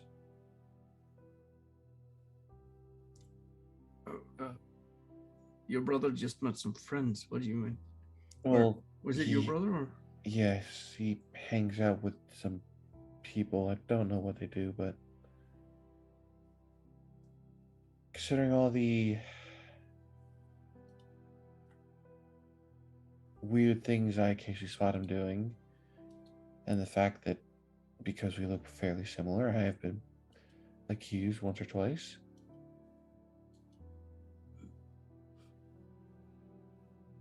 I know a little bit, not much. You spoken to him recently, Talship? I have not.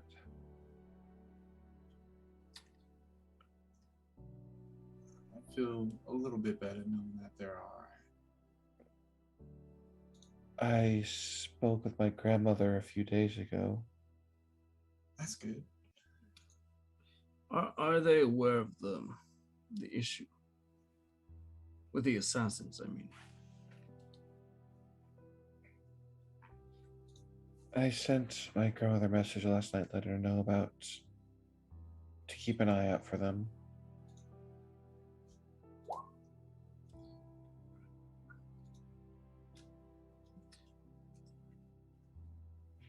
Haven't heard anything back, but I think it's night over there now.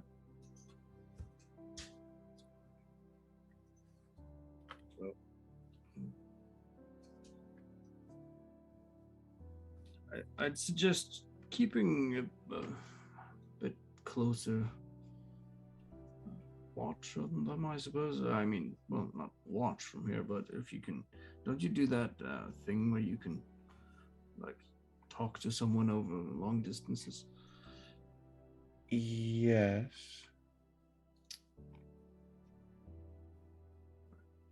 Well, maybe just keep it easily accessible. I mean, I do have that ready. Speaking of, if either of you guys want to have me send the message to either of your mothers. I think mine would be just fine without him for me.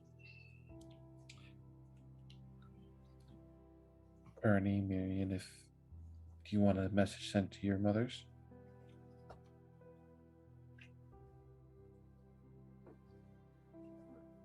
Yeah, Yes. I did but send her a not right letter. now. Right, okay. I did send her a letter a while back when we were in Port Damali, so it should have reached her by now. We're only perhaps. Right. I'll think on it. I appreciate the offer. What about you, Marion?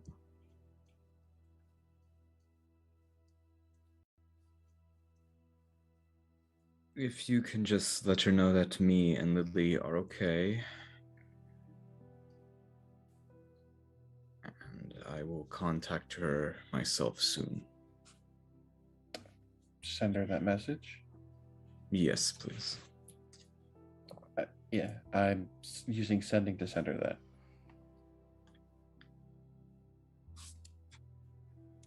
So spell cast, message sent.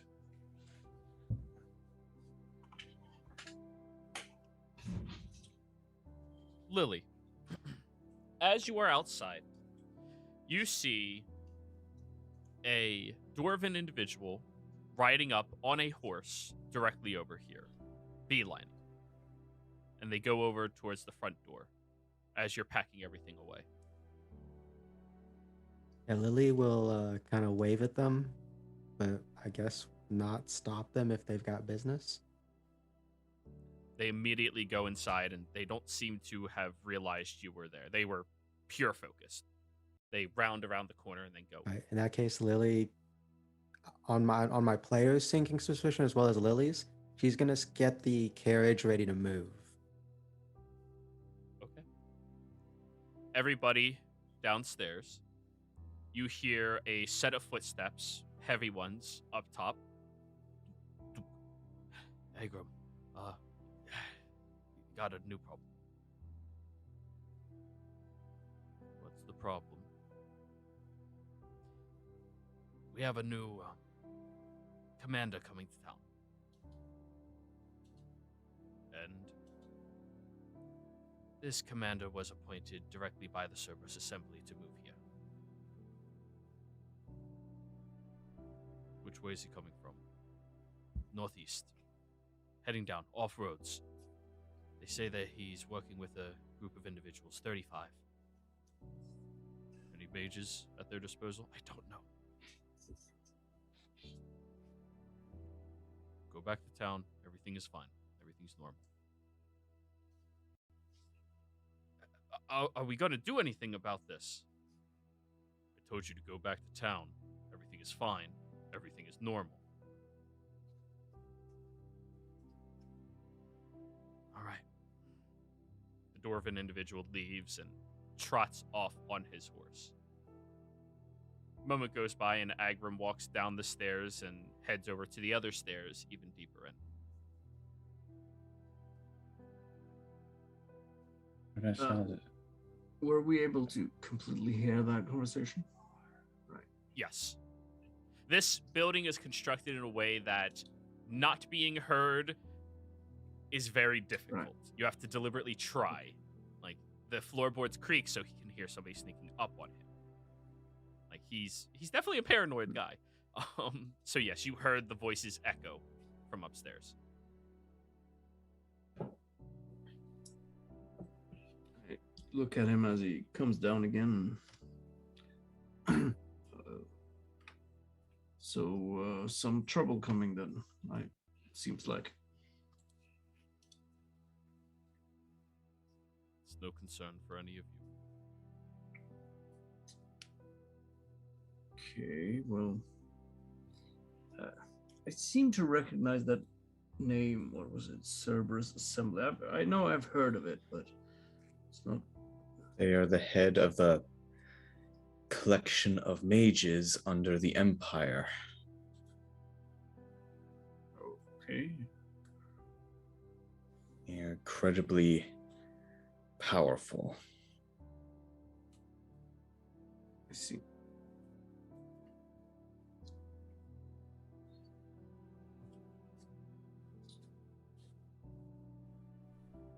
He's already down another flight of stairs and heading deeper in. Right. Well, I'm not sure I'm liking this. It feels like we're getting mixed up more and more in this war or whatever is going on here, at least. I fear that sometime soon we won't, unless we leave. I fear we won't be able to have any choice but to take a stance. He comes upstairs with a large bag over his shoulder, a couple of blades on his side, and holding a suit of studded leather armor over his left arm. They're not going to make it to this town. Do you need assistance?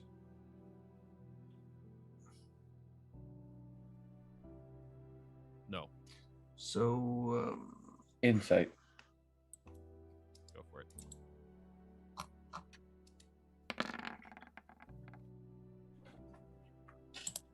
Well, so just a 19. I have to actively roll to oppose that. He seems to have a little worry. Not like not a tremendous worry, but like a little worry on him. before you do anything, what exactly do you reckon this new commander will do here?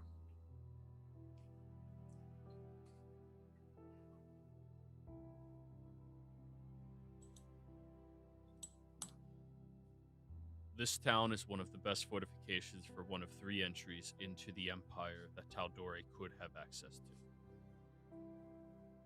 If they are sending out somebody specifically appointed by him, I can only assume it is to be authoritarian over top of them, and to ensure that they have a forward operating base accessible.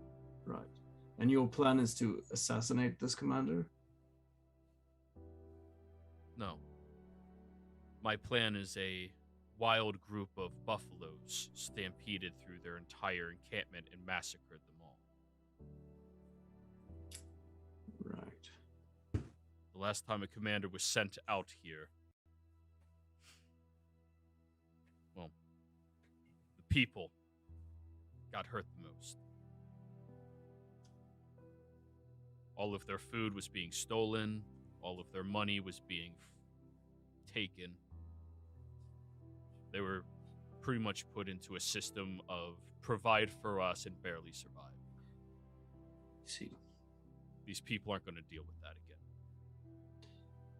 that is understandable, but what? Well, there would be some repercussions to this, of course.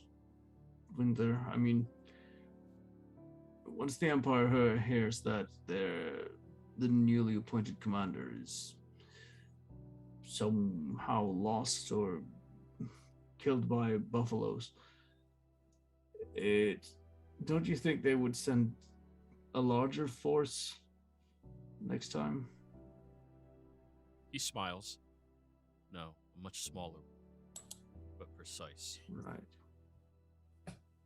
More dangerous. And those individuals I can handle much better. I'm going.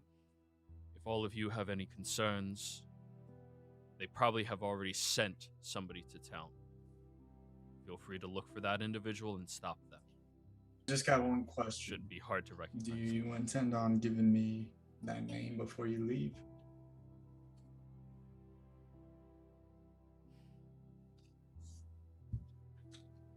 You're not going to give up, are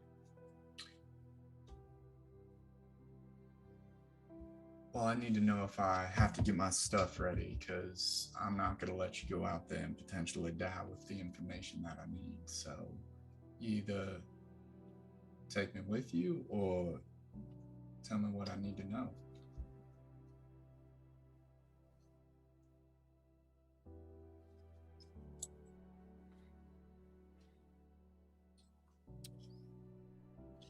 Shale, intimidation roll, actually.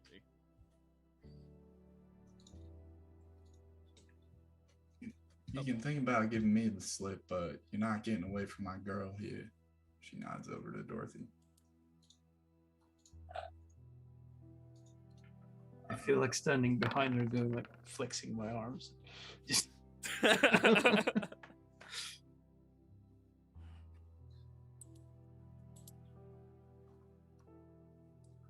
Fun.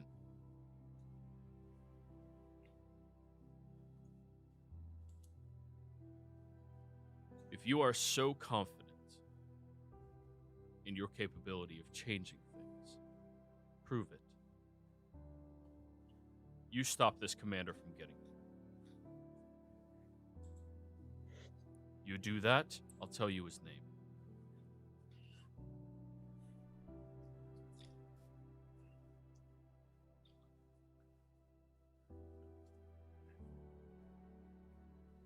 Be back. Oh, I'm not letting you go alone on this one, Shale. No. me neither.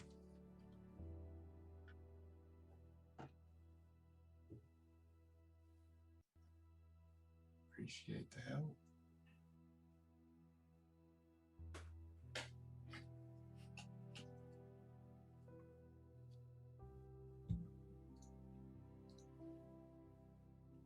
I don't think it'll be too long, but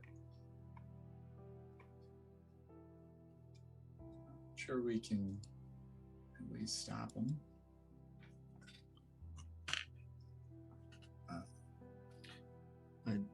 I'd just like to point out one thing, that if we're doing this, there's no going back. I mean, we're in it now. Oh, for sure. You can see gears turning in Shell's head like, wait, what did I just do? He just declared war, honey. Not just that, you just declared you're going to assassinate a commander. No, she did not say assassinate. You guys She said she would deal with. You guys keep jumping. She's going to give him a firm talking to. Shell does not. She's not. Nope.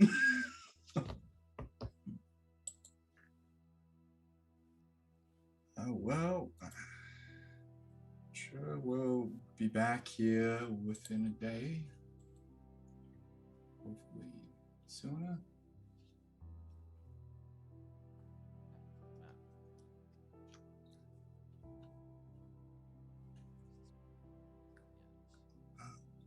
Does your friend?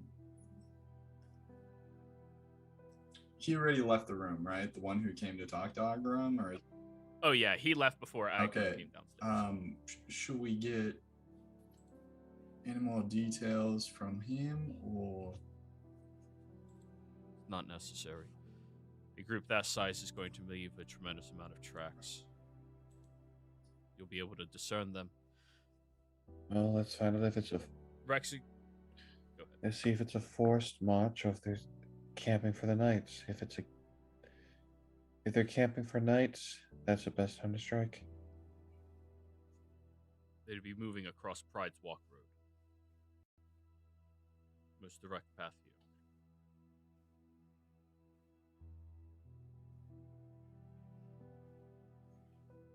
Like this. Starting to feel a bit like we're brigands. I know we're not, but you know.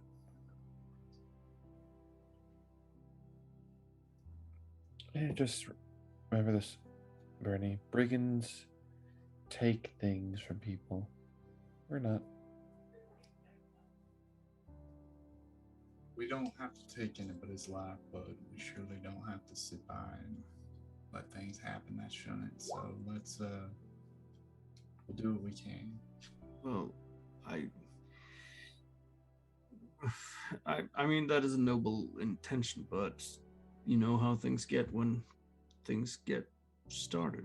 And from what I know of the Empire, they're not willing to pull their punches, as it were. Mm-hmm. If they see some kind of resistance or hindrance in their way, they're going to force their way through it as best they can. And we have to be able to step up and meet that force. Best thing would be to get the drop on them. Target the commander first, remove the head. I wasn't planning on decapitating anybody. It's an expression. Right. You know how a animal doesn't act without its head? Well, I mean, I'll leave it be. Yeah, sure. Have you ever seen a chicken with its head cut off? Thank you, Marion. That's exactly what I was thinking. The army will turn into the chicken.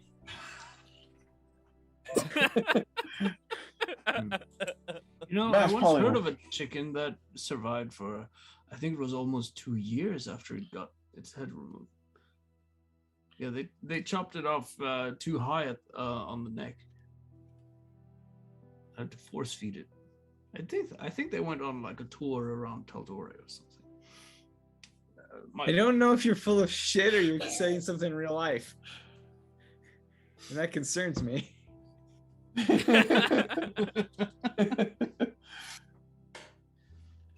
Oh, it's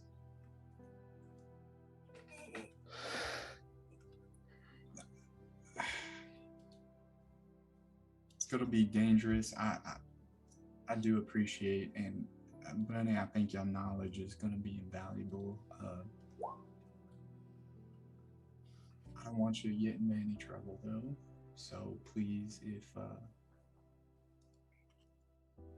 think this thing through for us both. What the? I'm not clicking that link. I don't want to see that. But yes. Oh, I got the carriage ready. What was that dwarven person here for? Lily, we're going on an errand. We gotta intercept some people. Well, me, Bunny, and Tosha. I kind of look back over my shoulder. Miriam was in the room, right? Yeah, all of you except Yeah, I kind of look back at Marion. It's gonna be a bit dangerous, and maybe you might be safer if you hang back here. Wait, we're intercepting people, and who are we intercepting? The well, it's just to give it a short plot. There's a commander coming into Pride's Call, who's been appointed by something called the Cerberus Assembly, and in order to help Shale get the answers she wants from our progenitor over there, we've decided to help her with the demand he made in order to give that answer. Wait, so we're trying to intercept a force of about 30 men, apparently, with a commander, and make them go away somehow.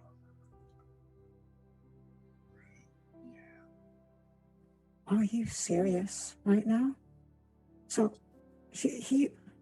that sperm donor over there, that piece of shit, he doesn't want to put you in danger by giving you a name, but instead he's sending you to intercept a platoon of Empire soldiers, which will put you on their radar to begin with. Oh, no. Not radar. Which will put a target on your back by the Empire to begin with. Well, the way I look at it, if I'm not successful, well, maybe it's win-win. You know, he doesn't get to see his children live on, and I get what I want. Either way. Well, Shale is intent on doing this, and I don't intend to let her go face this alone, so. Neither do I. You know, I got no plans on dying, right, Bernie? Besides, I should hope not. All right. Well, besides, you land one good shot with a mixture of that growth potion on there. After a minute, the commander's no more.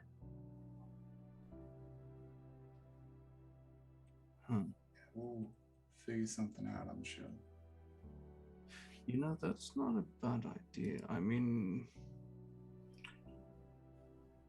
that would, if, just to get that clear, if anyone imbibes that potion, they're dead, right? I mean, they're not immediately, but they grow big and then they die. Yes, that is They what go on a happened to. rampage. Mm-hmm. Wait, so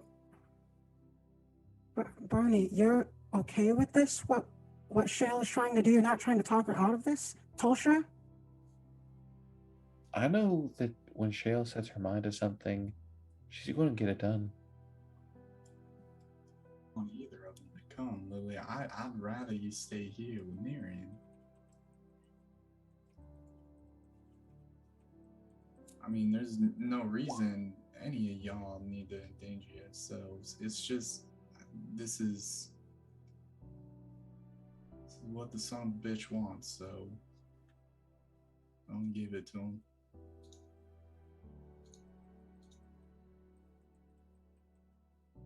I am duty sworn to try and assist my nation as best I can.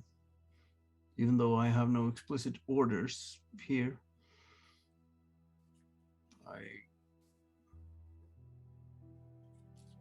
I still think I need to do my part in this war effort somehow. So, and you of all people are okay with this, Shale. You're going to go kill a commander, some guy, some stranger you don't know. He doesn't necessarily have to be killed. That's my solution. And I had no intention of doing such a thing, but without him, they're not really going to be able to operate properly. So I figure maybe an old-fashioned kidnapping's in order.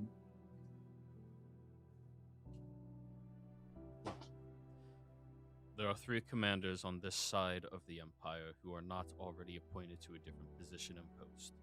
There's Timon Schnabel. He's older, ready for retirement. Supposed to have retired a few years back. There's Ferdinand Hasselberg, younger, very hot-headed, very forward. Then there's Oliver Wildemount.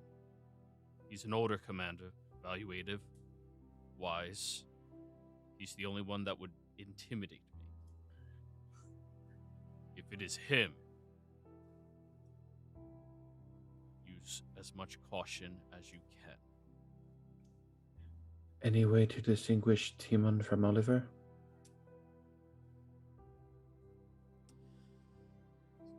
Timon has no hair. Completely bald.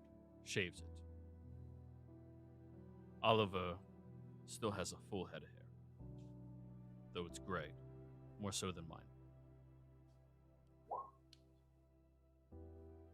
Shale, if you don't plan on killing them, what is your solution exactly? Kidnap them and then what?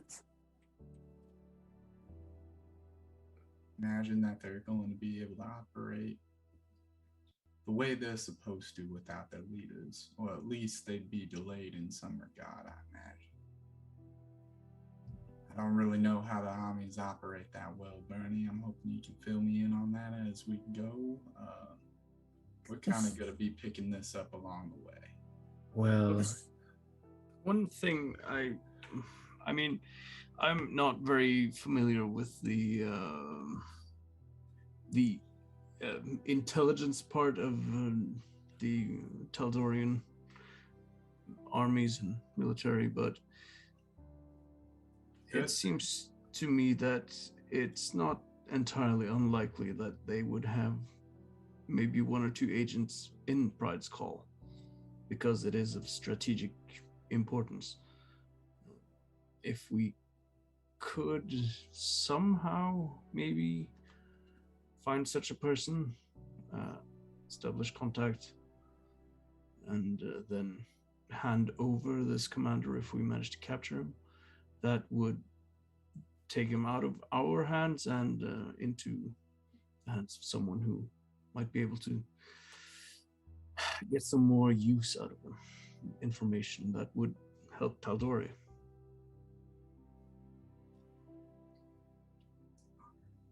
I look over at Dad to see if he has any sort of... Do you know of any such operatives?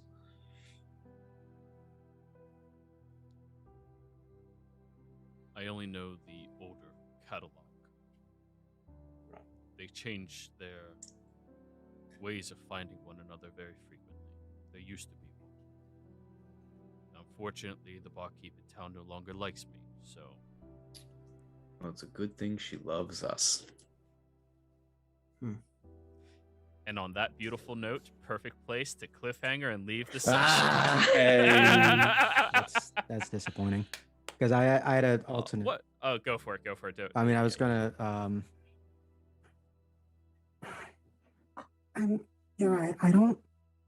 I'm not putting my brother's life at stake for the entire empire, Shale. But if you need a solution, the empire is it's an empire. They have to have some sort of structure, probably some sort of bureaucracy, I assume. She looks to the Agram. You know what the other commanders or someone higher ranked than this one looks like?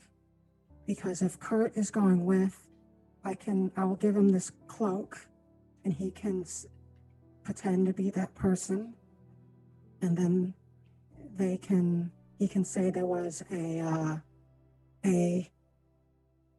there's some wrong paperwork and that he and his troops unit should go back. Yes. Yes, I have descriptions of all ranking officers. Let me go get that book. That's where we'll call it, because I need to create a whole fucking roster of higher up people than just the commander for you to impersonate. So, yes. You ain't turned to Players, Kingdom thank you Dalian. all. Yeah, you don't have to kill people, guys. You can just lie to them. So many people jump into the conclusion Shell's like gonna just kill and murder, and she hasn't. 35 people. How we? No, it's- They're adventurers. Their first mind always goes to killing. No. It's no. Lily wouldn't assume Shell was gonna kill someone, but in this scenario, she couldn't see any other method. I think this entire campaign, y'all have only killed like 7. I haven't pretty killed anybody. bloodless. I mean, collectively. I've non-lethal everything that is not a like creature, like anything that's A ghost. She'll kill without hesitation. But like when we were in the resort, I think I was the only person non-lethaling people. You can't Yeah. non-lethal magic. You Can't bring can. back lightning. You can't. You got to try a little harder. Just bonk them with Bigby's hand. That's... You gotta Goes aim at at it. it. No. Oh, wait, their neck snapped. Oops. Yeah. But anyways, players, thank you all very much for playing. Viewers, thank you for watching. Hope you all had a fantastic time. We'll see you again next week. Goodbye.